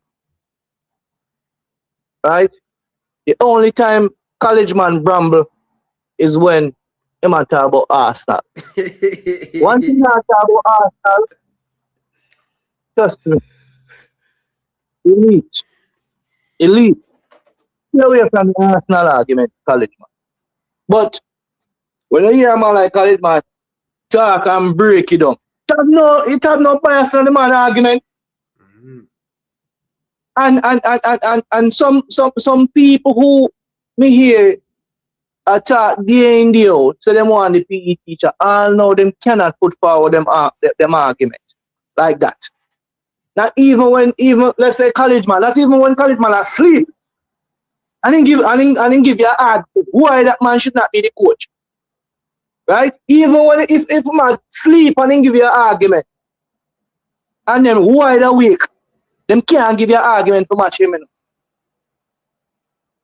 And I realize is that these guys, these little small YouTubers, them little small YouTubers, Flavor Max attack, they don't really love the football, they don't really love Jamaica. And this is a serious stuff. What they love and what they want, they realize that the PE teacher, right? The red-nosed reindeer, Rudolph, once he's a part of the program, or the head of the technical committee or the coach, they will have access to somebody who is in high position in the football. Have access in terms of getting them on their channel to interview them, or able to give them access to press conferences, etc. Look at it. If he's not a part of the program, whether as coach or head of technical committee, another coach is not going to go on the program, on the channel. I've never seen another coach on your channel. The head of the technical committee right now, you're not going to see. I've never seen him on a channel. Barry Watts. So Barry Watts. So they are going to lose access. And they already come out and tell you that they are doing this thing for views. So access means views mean money. So So you get to realize that they are selfishly backing this man because of their selfish gain. Access mean views, views mean money, and in some cases, notoriety. Some of them, they are running down notoriety too. And that is the reason why they are backing this man. Not for any other reason. It don't mean the country good. It's like some people, when it comes election time in our country, they want a certain party to win.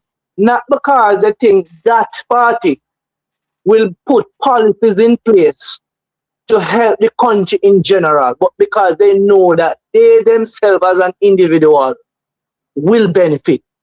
But they're not business what the other, the country and a whole. They're not business about policies. They're not business about things that can put in place so the entire Jamaica can benefit. Once them get a little piece of the crumbs, a piece of the pie, them good. And they don't care about nothing else. And this is exactly why you see these people who are not to be seen in this space because they are very toxic to the space and they are selfish. And this is the reason why some of these little YouTubers should stay a little. And you, Ryan, let's say you see YouTube have a beat the fear to you. I have a beat you too. You love help some people not deserve to get help. Cause you will help some people and them see one come mash up the kingdom, come mash up what is going on. Come do the wrong thing. And everybody who are cry, you feel help, and everybody say help deserve to be helped, Brian. Sometimes you visit some people and left them right there. Because you ever see it has sometimes you help some people and them see one come help you, you know. It has some people beg you for help and them not rate you, you know. You see the person who not help them and them not rate, you know. And so you help them and then get you run go hitch up behind the person who not rate them. Well, they couldn't ask for help when them did on their face. You have to know these things. But what I am going to say, big up college man, big up all of the callers them. I learn, I am a fan. The 5 essentials, Ryan LFC. The 5 essentials, I can categorically single out all of the 5 essentials. And Mr. Rudolph Speed, Flavor Max Attack, I be calling him. The man don't possess none of those qualities. Man management, management, field man management. Tactical, field. We see what him do in the game. Media, field. I show players under the bus. Game management, what again on the essentials? Tactical flexibility, clear Tactical football identity. Wait, get one at a time. Take off the entire midfield, and when in hindsight we having discussion, in come and tell we say because the man they have cramp. From me, I watch football from me I look boy till now. I never see 5 players get cramp in a one game. Yo, that was what something, brother. Next one. Mentality, winning mentality, result, build a culture there. Is not the man to build a winning culture. Because we'll go back to the qualification. You don't qualify because you use the pro lights, you don't have that. You don't have that. Right? So, if we're going to be fair and not biased, not those 5 essentials, he does not possess any of the qualities. Finally, let's see.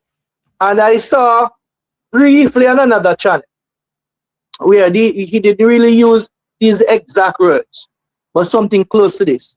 But he was trying to use them to compare Miguel Coley. And I am not calling for Miguel Coley. But if it is a choice between Rudolph Speed and Miguel Coley would be in a better position than Rudolph Speed.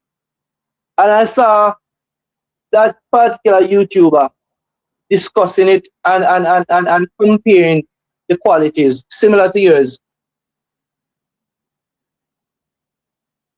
to Miguel Coley, to see if Miguel Coley possessed them. But while he was doing that, I was sitting in my couch and I was saying to myself, but you're batting for this PE teacher. But this PE teacher does not possess none of that. In fact, the 3 games or 2 games he was in charge of with Congo and the 2 other games, those 4 games alone show that he does not possess none of what he was discussing. And I was like, but you're bad for the PE teacher and you really are bringing him down. Because the man come out and throw the players under the bus. The man showed that tactically in the game situation he cannot manage it. We see when do it Cephas. We see when do the midfielders.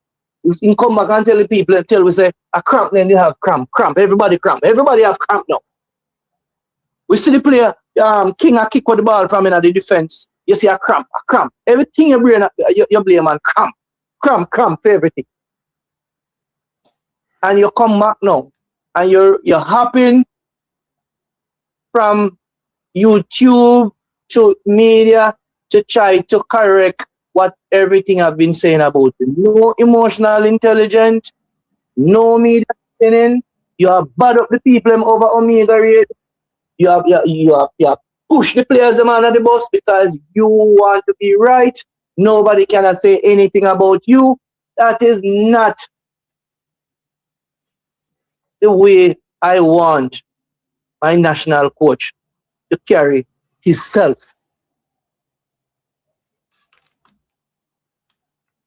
And as I said, I'm going to leave this with you because Danny Jed said, few minutes, come here already take it up with Arsenal. Listen to me. The people that are calling for the PE teacher, they're only doing that because they want to have access to him to get them look at interviews so that they can get their views, so they can get their little dollar. Lazy. We call him lazy, brother. They don't want to put in the work, brother. The work. They not put in the work. I saw one. I'm not going to say this. I saw one. I'm going to book up on a channel and sometimes it come up and, you know, some I don't want to see it. Sometimes when I see it, I want to unsee it. And the man I talk about and I bash the elites and I said, but look at you right now I'm watching your channel and you're greased down. That's why TV big enough. If you not come proper on my TV, you know. The size on the TV is not the stuff right here, but me still have to put it to show you. Say, I am seeing you, and it doesn't look good. You're greased down. You're not groomed properly. You're not sitting up upright. You just look lazy right back. You know, you see it. Your mic not properly. You know, the lighting not proper. Bro, everything matter, you know. Your lighting matter. Just the way how you present yourself, make you wash your face, you can't grease down and come on camera. That's why people put on makeup when they come on TV. But I tell you to do that, but wash your face. And you're talking about somebody else, and you're grooming. Your grooming is poor. I saw it and I wanted to unsee it. Bro, when I put in the work and stop depending on an interview here and there to build on a channel, that is not going to build a channel. Because they are afraid that if the PE teacher is not the coach, the other coaches or whoever is the coach may not give them interview, they may not have access, and they will not be relevant. And that's what they are afraid of. And that is the reason why I challenge anybody to come and debate Flavor Max on this argument. Any one of them, come and challenge and debate Flavor Max. And them can come debate Flavor Max and that, and debate College Man and the philosophy and the reasons why you think him should be the coach. And come debate me and why I think you all defending him. Any day upon the elite. Any day. So I want to say again, thanks for a nice program, LFC. Respect, man. Very educational and no bias, not in a hit. Right? You forever from day one. From day one, Ryan LFC, it's all about Jamaica football. The mission was always about Jamaica football. The best for Jamaica football and nothing else. And whatever comes by talking about that, you accept it. Because with hard work, one should be rewarded, right? Free. But some man not put in no work wanted to be and they want to get the reward. And a so it go. That's Ryan LFC. Big up, man. On to the next tomorrow. Alright, people. That's Flavor Max. Wow. Danny Jed, College Man. You know, when all of them call it in there, you know what that mean, brother. Wow. People. Yeah, man. I really thought the man a talk, brother. Yeah, bro. Can't come on camera in your face, highly, and you want to try disrespect the elite, man. I want to tell you, man. Put yourself together, young man. I want to tell you. Carla, good evening. Welcome to the show. Jay Shine. Good evening, man. Good evening. Me see if I'm you see what? in the comment section, you know. Yeah? Yeah, we just are going easy anyway. I don't even know if it starts still, but yeah. As it relates to the criteria, we want to speak directly to the board. And if the board here we're saying that the man is not ready for the job or not suited for the job, it's not we saying that he's not ready for the job. It's him saying it. He said it. He made those criteria when other people was vying for the position. I don't know if you and the board and him came up with those criteria, but those are the criteria that were set. So it's either somebody's line, it's either him alone come up with the criteria and the board had nothing to do with it. Then he feels like he can change the whole criteria because he's the only person who made it. So we're saying that we're going off of those criteria. We're not adding anything and we're not taking away anything from it. He's simply not fitting for the position. And then again, there's a next argument. We can also say, you can hire Mr. Speed, depending on what your objective is for Jamaican football. You know what I mean? Because, like I said, consequences is always one decision away. Is it going to be dire consequences or is it going to be consequences? Right? You have dire consequences and you have great consequences. Which one are you aiming for in the football, in Jamaican football? And over the period of years, I think that the objective for the JFF was just mere failure. That's what they wanted to achieve. You know what I mean? Again, there's a decoy happening here in the YouTube space. Whereas I saw it played out already and I'm seeing it happening again. There was a time when the cry and the uproar was so loud that there was this other organization that they hired to get involved within the football in order to captivate fans, as the YouTube space was already doing, but secondarily, because we are the primary source of captivating the audience, you know. So the JFA had employed or contracted 876, right? And those people came in, and there was this narrative. That's where the narrative came about, and that's where it started saying, we're only making noise and toxic on YouTube space. Yeah. You know, and we need to talk about positive things. Remember when the guy did come to the program and I say, yo, yeah, I remember. We need to talk positive things. So that is what is happening now. It's another decoy where you see people like the blind, you know, the blind man, when he glasses, and some other people will say, yeah, the toxicity are gone. It's a decoy. It's a decoy to take our eyes off. You know, we take our eyes off of the true meaning and the real thing what we're trying to achieve in the space. You know what I mean? That's why, and I say that proudly because I made a statement on the blind show the other day, and I said my opinion. I said there's only 3 on the top of my head. There was only 3 channels from my point of view, my perspective, which really makes sense, and that was Ryan LFC, Sports Blem, and Cranky Life. And the man respond to me and say, Cranky, he might get toxic too, you know. So right there and then, it showed me that they're out to spread false news as it relates to the work that the JFF is doing on a whole. You know what I mean? Because there's nobody in this world that, besides the blind, that can watch Cranky Life and tell me, say, Cranky Life is toxic. Because Cranky does not have that following for it to say it has a cult following, like, you know what I mean, like some other station which has bigger audience. So I don't think it would be fair for him to even respond in and say that man is toxic.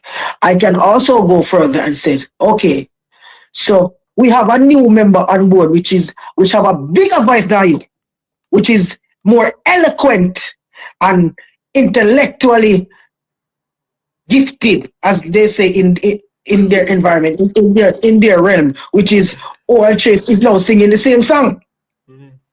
That's true. Yeah. OL Chase now is singing the same song that we've been singing 6 years ago. And for political reasons and his job discussion, he probably wasn't going to say anything then, but also now, the cup is spilling over so much that OL Chase is at a point where he doesn't even care about the consequences from his main job. You know what I mean? Or the friendship that he's going to lose along the way, because the achievement for Jamaican football is bigger than any friendship that OL Chase has even developed with members of the JFF. You understand? Because you remember this goalkeeper youth, I don't know if the goalkeeper youth are one former national player, the company program, can talk how then give this specific writer or editor from one of those teams. You know, I watched an interview with the back last week. Richard McCallum, right? The goalkeeper. Richard McCallum can tell me how a specific individual dead within the camp, you know, and see everything was going on, you know, and come write a total different story. How the man them hold up the JFF, you know, brother. Right? And I'm saying to you, say, over the years, people now is talking. We're not making up anything. Where all we do is reiterating what was said and what has been done, what is out there in the light. We're just here to shine light on it so it does not go cold. That's what we're doing. You know what I mean? So, is the blind man telling me that OL Chase is now toxic because he's lamenting and expressing his disgust or disdain from within the JFF and the lack of achievement over the years? That doesn't make no sense. But the blind cannot speak on certain things because he knows and sees how vindictive of a person the individual is, right? And in order for him to see, to get the C license, he can't say nothing. because he know the man is vindictive. Right? Bro, like I stated on the program a couple nights ago, couple years ago, everybody was fighting the same fight. They came, they offered this man over there a job, that man over there a job, and that man over there a job. You see? And now the YouTube space was becoming so concise, so small. There was not a lot of people who could speak out on them. Yeah. Because again, you know, remember them say you can't speak for the employers. It's true. Yeah, but you see, see all of them things before it coming in. Brother, the man, them wicked, brother. Yeah. Yeah. See? The space, brother. We saw that, right? And I'm going to delve back in the past where there's some individual that has no moral fortitude, no morals within them. Especially, it is so embarrassing and disgusting for people who even consider themselves to be a Christian, who label themselves as Christian individuals. If I am a Christian, I'm basically living my life based upon morals. And you know what I mean? Morals, true morals of life that will allow me to do the right thing and not the wrong thing. If I am in an organization and I know that you fraudulently copied my signature to place on a document, right? Even if I want to look past it and say, okay, it's for the benefit of our group, the fact that I'm a Christian should allow me not to accept that. You understand? And you try to shut down the argument or cool in eyes more and say, my lawyer is going to deal with it. My lawyer is going to deal with it. And you're still within the same environment. If you are man enough and Christian enough and you're living a life on truth, right, and justice, the morals alone would allow you to walk away. There's no achievement you could achieve over there that would not derail your progress to the Zion Gate, because you're going to hell. You're going to hell because you know how important the achieving better result for the Jamaican football is. And you subject yourself to corruption. But then again, I'm not surprised, because from a long time them say corruption in the church, right? So I know me toss them all over the place again. We're going to talk about Ryan LFC program and the blind program, right? Let me give you an example, right? Me and you open up a shop, right? Me and you open up a shop. And we decide to we are going to sell rum. Right? Yeah. But me say me I go sell Ray and never rum, and you say I go sell cool rum. And rum we are selling, you know, not true. Yeah. We are selling rum, but me I sell Ray and never rum, and you are sell cool rum. Right? When me look over for your shop, me sister for your rum I sell more than for me. Then me I go there over for me shop and say, whoa, a Ray and never rum if you sell. There's nothing that there's no rules, so you can't sell kulu in a brother. You understand? You just decide to sell real never and me decide to sell kulu. Now still wrong we are selling. So how me feed up on my program, I gotta tell you say how you run your program. Sure. You are run a program and you gotta tell a man what run for a film program. Because me the one program there, I go talk, say, you feel go do certain educational, teach football over there. Him a film program over there and he not teach that. Him over there discuss you. Eh? You are so just saying, Ryan feel do some educational for a film program. And you have a program, you know, and you're not doing that. You're over there and do toxic. Because if Ryan program is toxic, now you over there discuss toxic, you know. Like you're not toxic too? Why are you feeding into it? And then again, you're going to say, you can't understand. Not what Ryan says sometimes. So that means that you're out there spreading lies. Because if you can't understand what Ryan has said, how are you adjusting it? How can you adjust something that you don't understand? Me don't understand. Bro, There's a bigger war going on in the YouTube space. It happened already, not to happen again. The war between YouTubers is taking over the importance of what the decision the JFF is going to make. And that is their duty. That is what they're doing. Their duty is to distract viewers and callers, outside listeners from hearing the important message that is coming from this program and other program. We're not fighting against speed. We're not fighting against Mr. Rickett. We're fighting for football. What we're fighting for? We're fighting for better organizations. I don't know Mr. Speed. I don't know Mr. Ricketts. I don't even know you. Right? And we are fighting for football, the betterment of Jamaican football. There's no reason. Again, let me ask you again. Ryan, you work with people, right? You work in an organization. Sometimes you see some people where you work with day to day. You see them not come to work tomorrow. You say, boy, man, they get fired, you know? Not true? Yeah. Then after a while again, you see one next man gone. You say him get fired. See him? And I say, boy, man, them are losing jobs, man. But then again, you hear our next argument in the company. I say, boy, the company now make no money, man, car. And this and that, not true. And then when you look, the manager get fired. Not true? Yeah. The manager, you know, are you still did their work? Our new manager is coming. Not true? And then when you look, you probably hear say, the CEO get fired. That's true. Because then change the manager and the job still now make no money. So you say the CEO step down. Not true. So why difference in JFF and the football? Look how much, because this are for the people who are blaming the player, you know. How much players we change since 2020? We never go back to 2018. Since the last World Cup cycle, how many players have we changed?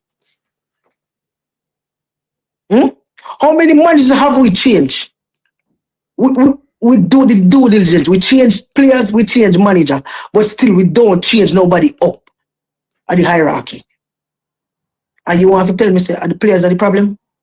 And you want to tell me, say, how much percentage we put on the players them as it relates to our we feeling? Bro, changes, if you have to change, you have to do wholesome changes. You have to do wholesome changes. You understand? We need changes, and JFF, the members, the board members, you can give Mr. Rudolph the job, but it depends on what is your objective. And I said to you again last night, the couple nights ago, Ryan, giving Rudolph the job is going to push us back. If you're going to give Rudolph the job, right, and then you're going to give Coley the job, you're going to push us back. Because remember, you know, there's a war going inside the JFF, you know, with Speed and Coley. You know. I want you to know that, you know, right? It's nobody tell me that, you know, I saw that, you know, I listened to that, you know, right? You know where the war start? When Coley go power interview and they asked him about the criteria that Mr. Rudolph Field set, you know what his response was? Those are not set in stone. There's some part of it that he would use, but he would not use all of it. You understand? Yeah. And you have to, that is where the war come in. Even before that, as a leader, Ryan, as a leader, you see, you have to be able for people to lead you first before you can become a leader. Leaders not fight your position in a Ryan. Leaders allow people to select them. People around you within your environment who deal with you on a daily basis. If people ask them about, they will point their fingers and say, you know, some things are Ryan are the best candidate. Leaders not go around and sell themselves. Which part of the world ever see no coach go up and no interview and try to sell themselves so they get the job? Look how good Michael Carrick is doing. And when they ask him about the job, you know, play it down. Eh? And Mr. Speed is out here going on every other program and a bad up man and say, don't ask me that, man, go do your research. You have your facts before you ask me no question. Which which part of the world ever hear any coach respond to anybody who asks interviews like them say it? Eh? That is how you respond to a interview to a journalist on an international stage. If he said to you, say, you over the years we've realized that Leon Bell is not a 90-minute player. Why did you keep him on the field for 120 minutes? What you not tell him, say, man, you know, stay 5 people and they cramp up and never nobody will change. That's how you'd answer them? Really, Mr. Speed? Come on, man. Well, listen, tomorrow the day. More, I just make a correction. So people yesterday interview that yesterday when me come across Ball Pre TV where me say, yo, people little boy. Me come across a look at YouTube, but I don't mean I don't mean sorry. I don't mean it if you say him is a look at YouTube, brother. I don't mean it for say yo him small and all of them things. And that's not what I mean. So me remember that. Me don't want to just too much, you never get a chance to call in. Yeah. Me hear it kind of come up. Yeah, me hear it stuff true. So no, but for me, bro, it's not like for try boy the ball pre thing. That's not what I was trying to do. Be honest, brother. Okay. You understand? And also, I'm glad to hear your touched on the topic there too, because I hear Mr. Flavor Max just say. I said something to about who you help and something. Let me tell you something. Don't stop helping people, Ryan. Nobody's obligated to go in the direction that you're going. Everybody program on this YouTube is different. Nobody has the same program. Everybody thing is different, right? But the thing is, how far are they going to get? They can chart their own journey. But in order for the people to rally with you, you have to you have to be talking about the truth, not dilution. You can't dilute the truth. You know what I mean? You cannot dilute the truth because you want to go ahead, jump ahead, bro. You have a next program on this YouTube where you know see them the man that don't interview. Me not see that, bro. Remember, I watch every program, all full program, all man, like them, I'm born in them program. I still watch it. Why? Because I don't want to come here and speak on things. You understand? Every program you watch. Bro, you know, look here. You know, say all gunners done abracadabra. Done what? Abracadabra. What that mean? Disappear. May I see him? But to be honest, you know, so I see all look at you that time about my mother and all of them thing there. Pan the same Ball Pre Instagram page. The man that tell me something for name about my mother. But them same one name Duke, you know. No man, the man that tell you that man. The man not do that man. No sir, I somebody I want but. I want but that I tell you that and the man name. I can't feel name that man. You serious?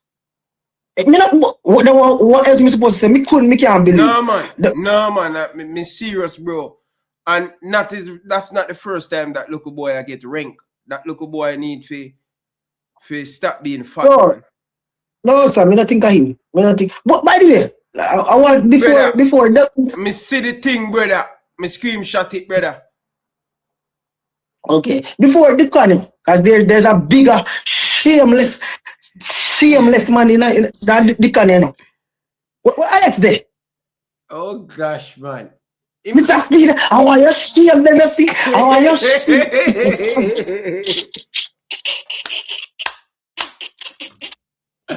Oh God, brother. Yes, if them man they ever win, we could stand them. Me say, I will take my things a joke. Me say, Mr. Speed, me don't know you, but I want your shame there, you see. I want your shame.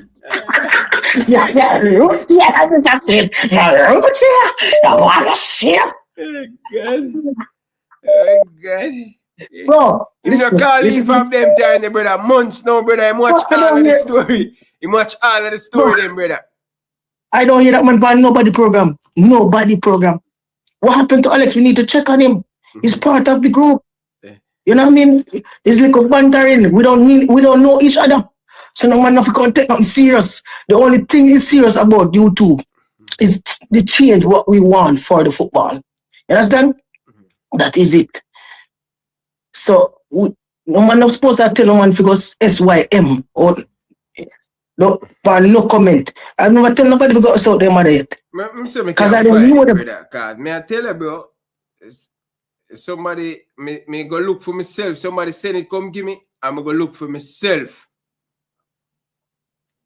Bro, there's only one YouTuber when me think should I be a tell people to go out their mother. And I really see it, brother. Really? Me not lie, brother. See it, because sometimes if you bring the facts, me gonna see it, you know, because when you say AI thing, you know, see it, and the same ball pre thing, brother. See that? This is how the man say, brother. You look at you to rank and face the brother. This look at you to when people that put him out. Bro, be a man, brother. You're fat, bro. Go and get your health in check, brother. Yeah, you come on internet and tell big man for go suck out them mother. Eh? You rank. Stop being fat, man. Be a man. Me not believe such thing. Me refuse to believe so. I when you have the facts, me not somebody copy name and put that man. Virgin, and the first time they look at you to do it. But me just why would you do that? Yeah, they look at you. Look, I have this boy bad and thing. You know, some man where bright and smart in a book and a force say you for say them more and bad. You know my name, the cannon and all that. Stop being fat, look at you, man. Young breed like look at you like you not even reach 20 yet. I'm fat. You're beast, man. Go take your health, look at boy, man. Yeah, I look at boy them so you can't even pay them the money. You know them look at you there. Come on, I don't want to give yeah, man need to take care of himself, man. But seriously, still, Mr. Deacon, we waiting for the part 2. Yeah, man, you come say a part 2. Lie, man, tell better.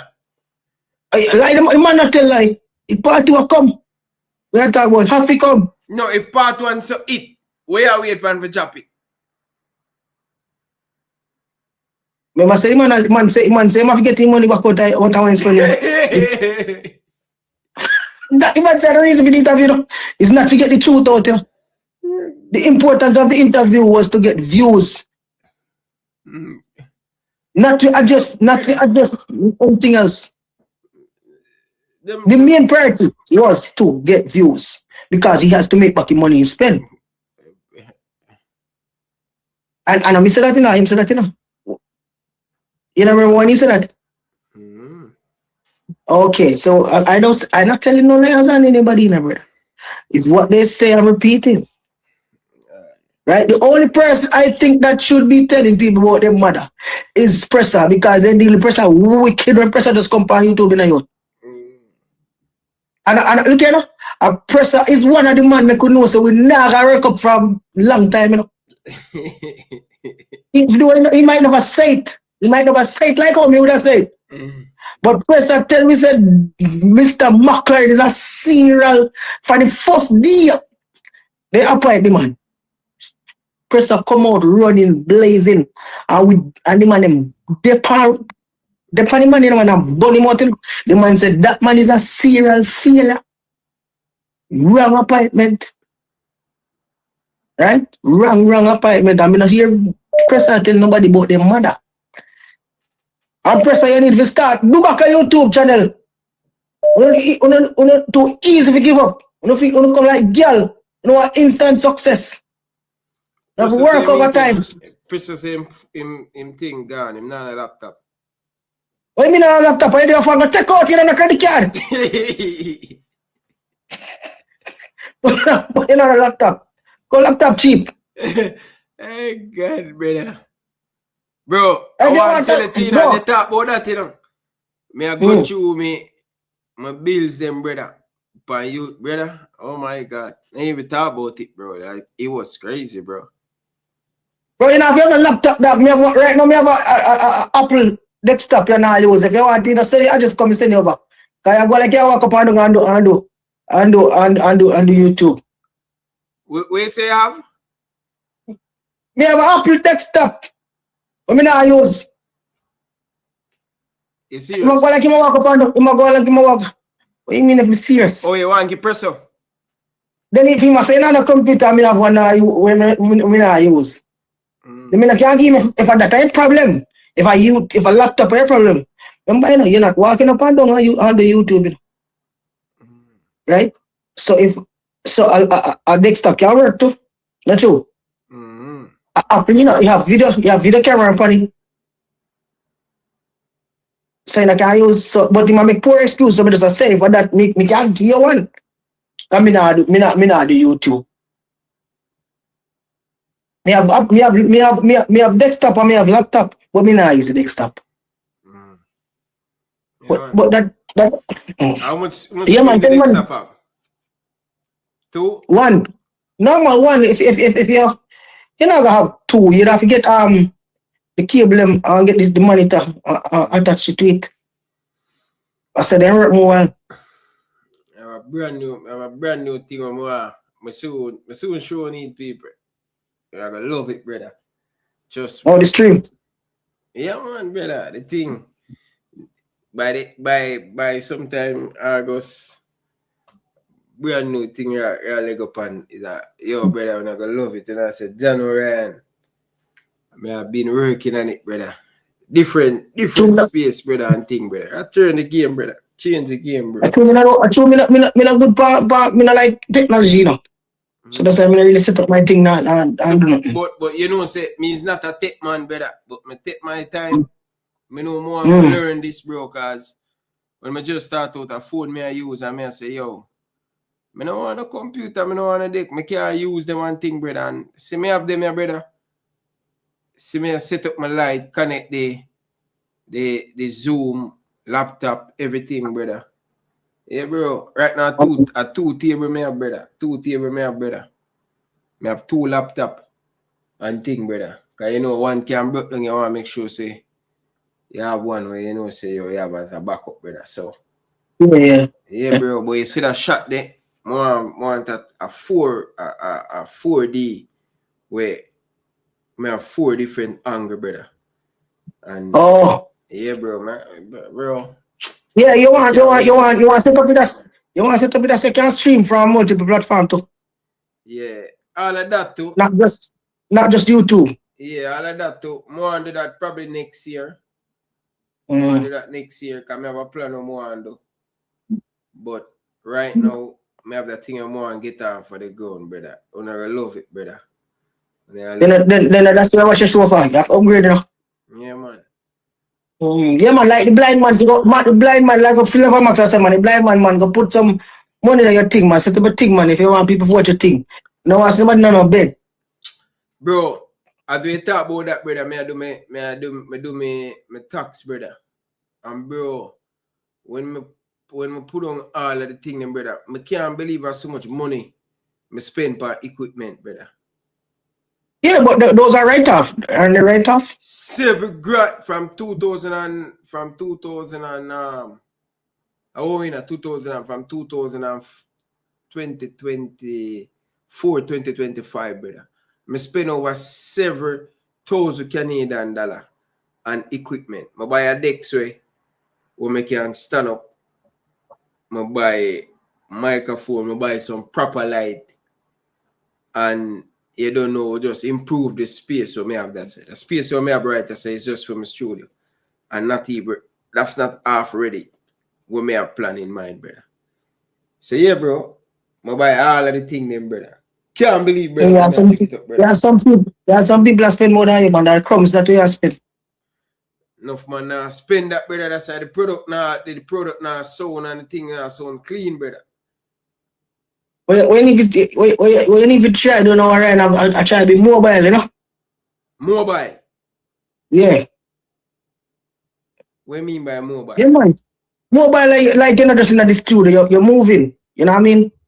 Like, if like say you say you got Jamaica now, you have the same setup, but in mobile. You know what I mean? Same quality you get. No matter where you go, the same quality you get. You know what I mean? Like, if a vlog, you have vlog, the same quality you get. You know what I mean? You reach this, brother, but yeah, bro, like, I work on it, brother. It's not what more and thing, brother. Bro, I like TikTok, brother. TikTok is too. I'm afraid over TikTok, brother. No, you are going. You can't say no like Loose, TikTok. You know. brother. It's loose. No. You can't say no like TikTok. You don't have to subscribe to that over there. That is not what you're going over there to do. You're going over there to do football, stream football. You're going over there to gather to when people watch you. You get it's like another passive income. You don't really pay attention to TikTok, you know. But you're streaming over there. And if you was ever come in, you know what I mean? I might as well go over there because most of the time people send me all of my video them over there where people cut up from my show. Right. You understand? So you might as well go over there. You can't say toxic. Enough things over there when it's toxic because look here. You have to understand, Marian. My algorithm show me everything football. You understand? Because remember the algorithm come like a brain or AI, you know, it feed off of what you watch. So it study your behavior. You understand? So if you watch toxic things on TikTok, that go pop up on your feed. So funny, because I go watch all Michael Jackson thing. And bro, them algorithm are crazy, bro. And go remind on your phone. It just come, it just bring just be a Michael Jackson thing, it show me message. Yeah, because your phone is tracking you and know where you go. If anywhere you go, you have some people living in some space, and when you look, by the reach over, you see all them people pop up on your friend request and you say from over where you just come from. True. That's how the algorithm work. You understand? When you're up on your phone and speak, your phone and listen to you. So if you're going about, if you speak about, let's say you speak about Duracell, but you know, and you go on your phone and type in, if you just type in DU, a Duracell battery has to come up in your search bar. Believe me. And that's technology right now. Anything you speak of, if you speak of it before you go in on your phone, open up your Google search and type in what you talk about. Once is an English word where you can pick up. It will come up. Yeah. But anyway, big up on yourself. If anybody else want to come, nothing go. Don't listen, brother. Can't go forward, brother. Yeah, man. People, it's a pleasure, man. It's a pleasure speaking to you guys. Appreciate all of you guys tuning in and support the Elite Sports family. You know what I mean? Big up to the call of them, big up to the comment of them. You know what I mean? Yeah, man. Big on up, brother. Appreciate every single one of you guys. But, yeah, man. And people, take care of yourself, brother. Take care of your health, brother. Trust me. Today, me get a sweet piece of legs workout, them I tell you now. Sweet! Yeah, man. Tomorrow, I go hit the back. Then Tuesday, we hit the chest. And then Wednesday, Thursday, go down at the local stadium down the road, go do some step, then we do some running, sprint, you know, keep that activeness there. And you get to me, I say, do a whole heap of stretching, whole heap of thing, people. Stop being fat, man. Yeah, man. Yeah, man. Can't have boobs, brother. Yeah? Stop being fat, youngster. You're just in your 20s, brother. You carry that bagger, obese there. Brethren, take care of your health, brother. And people, when you hear me say stop being fat, and me I motivate you for go put in the work, brother. So, it's no this, brother. Stop being fat, bro. See? Go and put in the work, brother. Stop being lazy, man. And complain, man. Know what I mean? Whole heap of hard work I put in a thing, you know. Brother Lena, them can tell you, you know. Years them there, you know, brother. You get to me and say? Yeah, man. So, people, yeah, man. I look forward for the next couple months from now, people. I have a brand new tool over the fan base to see where I go on, brother. Yeah, man. So, big up on yourself, brother. You see? Yeah, man. Danny Jed, big up yourself. Brother Lena, Issa Allen, big up yourself. You don't know the thing already. Yeah, man. Big up, man. Russell, big up yourself. Jam Rock, big up yourself, brother. Blake, big up yourself. Oh, me all my Liverpool bridging them there. Footballing guru, big up yourself. Yo, big up to all of my channel member them. You don't know. Canada is great. You know what I mean? Big up on yourself, brother. Island boy, Big up on yourself. You don't know the thing already. Yeah, man. Big up. Just a minute, people. May I found 1 minute, people.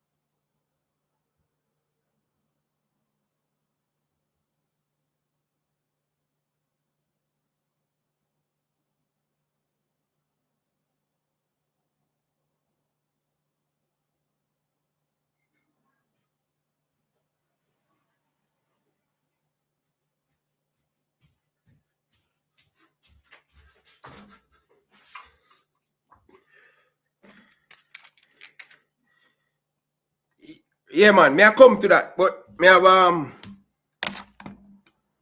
on there. May I come to that, people? Just a second. May I come to that thing, but may I have a few persons here call me, you know. But anyway, they probably call me back. But my brother, simple, bro. Me eat basic and me eat the same thing every single day. For lunch, breakfast, dinner. Nothing no change. Alright. When I wake up in the morning, 1 cup of egg white, 3 egg mix scramble, 1 tuna, 1 cup of spinach, 1 cup of peas mix up with that. I may talk about red peas. Alright? And 2 cup of sweet potato. So how I do my sweet potato, wash it off, put it in the, whether I put it in the oven and put it in the air fryer. See? So that are my breakfast. So in the lunchtime now I work. After I eat that, my second meal, it come back down to ripe banana, orange, apple, strawberry, and also I drink some jelly water. I'm not talking about the jelly water where you buy in the store. I talk about natural jelly water. I buy 6 jelly water every week. Chop that, put it in my bucket, and put some what you think of name, man? What you think of lime? Squeeze some lime in it, drink it. So, and then for lunch, I may have 2 breaks of work. So after I eat that, a lot of protein with carbs, I eat more carbs to feed energy, right? So me mix my thing with balance with protein with energy. I eat a lot of protein, but between my protein them, because you can't consume a lot of protein, you will not go and use the bathroom as often. I use the bathroom twice a day. Early in the morning and when I go to my bed, I use the bathroom. So when I wake up early in the morning and when I go to my bed. See? So everything, every protein me eat carbs to flush it out. So my lunch now, my lunch should I have. It depends on the meat that I'm eating. So my meat, I stick to chicken, fish, salmon, and lean ground beef. These are the 4 meat that I stick to. I rotate in my diet. Seeing? So for my lunch, I da eat 1 sweet potato, 2 squash, 2 cup of vegetable, and my vegetable is mixed with cabbage, pop chow, onion, tomato, garlic, all of them stuff there in a my vegetable. And you don't know, say, I have my chicken, whatever, salmon, whatever I eat. Then for lunch, for go home now, when we don't eat that, so I go home now from work, for come home for workout, after that heavy lifting that work. And my way home from the chain, I eat walnuts, pumpkin seed, and what I think I name, man, one other what's it name, man? Almond. Me have almond nuts. So strictly nuts. So the nuts there, I give me energy for going to my next workout. After I leave work, I and my way chain, and me drink 6 of them. This. So by 8 o'clock, I consume 2 of them water here. 2 of the back here. I drink off this already at work. You get me? I say, so me always drink water. Me drink juice. Me not really buy juice. But if I want something sweet, me get some coconut water mixed with fruits, and me get that, and me eat that one ripe banana. See? So dinner when I come home now after work, again, whether it be chicken, and now me eat 3 cups of vegetables. So my body don't need no more carbs in the late night. See? So in the late night, when I come home, when I done my next meal about 6 o'clock around that time after I done workout. So I strictly vegetable and fish or chicken, whatever I eat this. So that's what is one of my meal them. That's how I eat. And that consists of the same thing I eat every single day. My body burn at least 5,000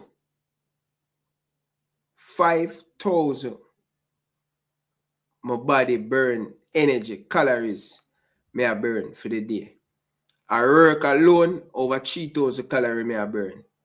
You get me? I say? So I have to find the balance with my food. Now, so rice, I did cut out rice for 6 months straight out of my diet. But I bring in back the rice. So here when me eat rice now, people, you see, today I do legs, 2 times I eat rice for the week. I eat 1 cup of rice. So after every legs workout, the next day, which is going to be tomorrow, I'm going to eat 1 cup of rice. And then tomorrow again, I do back, I'm going to eat 1 cup of rice. So rice is a good source of, what you call it, carbs to give you back that.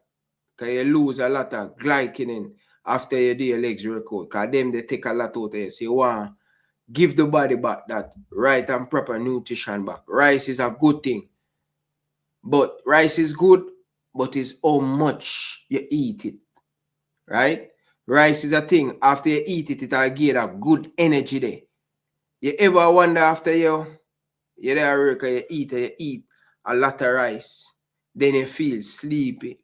Anytime you eat and you feel sleepy after you eat, something wrong. Your body, I tell you, say something wrong inside. So you can switch out the rice and put something that's going to give you energy, but that energy, the rice spike your blood sugar, go way up there. So. But what sweet potato do is give the same amount that effect there, but it give in a long period of stretch of energy right throughout the day like this. While the rice hike your blood sugar, you go way up there. So you give that nice strength power there. But after an hour you eat it, you feel tired. It make me more move lazy. So sweet potato give a steady energy right throughout the day. I say, wow. So that's the adjustment you have to make with a nutrition.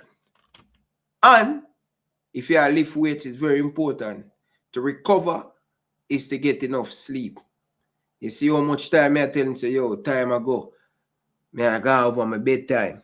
Because I know, say, my body need to work, it have to get rest. For you to grow, recover, your body have to get rest. 7 hours, 8 hours between this, so rest. So it's very important. Bro, my hardly drink juice, brother. Pure water, brother. Pure water. You know what I mean? Me not eat food right now for be say yo, me I enjoy food. Me not eat food for that anymore, brother. Me eat food to get result. What work, what go keep me fit, and all of them thing there, brother. And thing, bro. So, yeah, bro. Love it, bro. Yeah, you know, with my fruits now, I mix with my cucumber and all of them thing there. But I rotate them out of my thing, brother. You get me, I say? Yeah, man. So, it's a lifestyle, man. Lifestyle, man. You know what I mean? People ask me, how me do it? How me do it? Me they work, they might eat them shit there. Nah, bro, I don't want that, brother. You know what I mean? Don't bring certain things on me also, you know me not gonna eat, brother. Yeah, man. So, health is wealth, brother. It don't make no sense you work for be rich and you have to spend back all of it in a hospital bill, brother. Believe me, bro. Health is wealth, brother. So, take care of health, brother. See, listen to your body. If you feel like you always want sweets, something is wrong with your diet and your nutrition, brother. Ryan, do you use... No, you know, so I'm going to use that Danigen. No, I'm going to use that, you know. You get me answer, brother? Yeah, bro. Anything, brother. Anything. Me, bro. Me can anything, anytime I feel certain type of way, me can know I say, yo, bro, that thing didn't work for me, you know. You get the man say? If me sick, me can tell you why I'm sick, brother. You know what I mean? Because my food are the same food me eat every day, brother. You get the man say? Yeah, man. Yeah. But yeah, man, big up to everybody down in the comment section. I think a few persons that call me when we move, you know. Yeah, that brother, I say. Love it, brother. Love it, bro. Love it, bro, G. Love it, bro.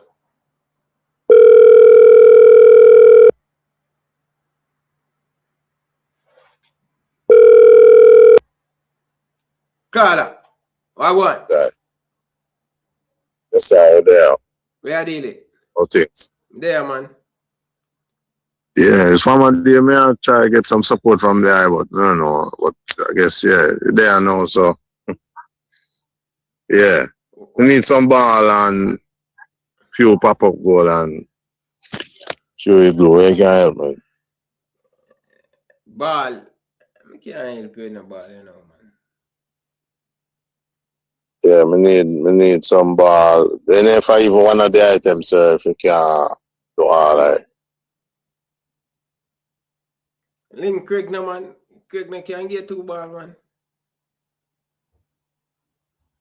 Yes, all right, man. You can link Craig and beg him 2 ball, man. Someone who said them a fight and I work for justice. I make you think it to the wise thing to make that recommendation. No, you say me I look justice, brother. Justice, me a fight.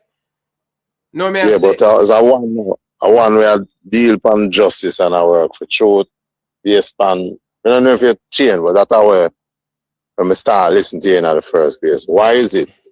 And plus you're privy to certain things. Why you figure say would I make a recommendation like that? That would have be an attempted embarrassment for us. No. Me not ask me enemy. Hold on, man. It's very important. You say you need some ball. Yeah, but me not ask me enemy. Me not ask me enemy for nothing. Me not look to me enemy for nothing. Alright. So to make that suggestion is a violation of I and I as a Rastafari. It's okay. So yeah, me not ask the wrong people for nothing. But right now, I'm in a position right now for getting a ball and them thing there right now. Yeah, man. We can respect and accept that, man. Yeah. If we can't, we just can't. But we not look to the enemy for nothing. Money have to pay up and assert the laws and nature. The wicked thing them get up. I never know such as it. things there, but never know that so it reach enemy. You can't say that. Call you and tell you say you know for work with Babaton and you submit to that. Who said that? The same shit house guy name where you just called. Brother, stop it, brother. Nobody can tell me who me for work with, brother. Yeah, but I remember, you know, but me still have the tape them. Remember the night after me come off of the stadium? Well, even before. Yeah, man.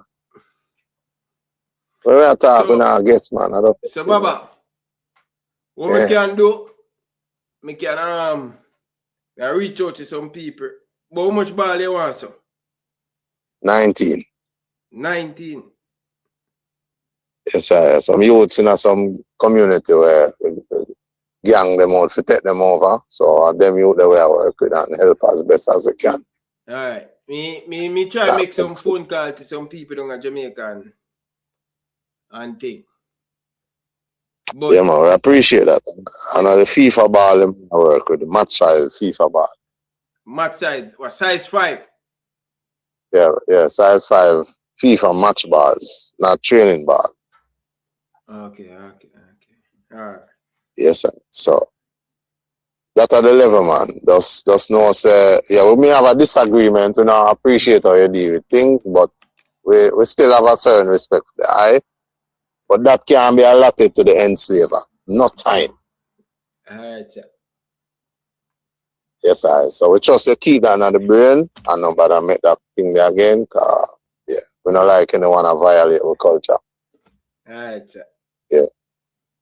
Appreciate the return call, sir. Alright, sir. Alright. Yes, anyway, people, big up on yourself, brother. People, big up on yourself. I'm going to try to reach out to some people down in Jamaica and say we can get some ball over Babatunde side still. But anyway, big up on yourself, brother. Brother Lino, take care and help, brother. Health is wealth, brother. You know what I mean? Yeah, man. Yes, people. See you tomorrow. All right? Big up on yourself, people. Enough love and respect. Have a good night. Enjoy the weekend. I'm out.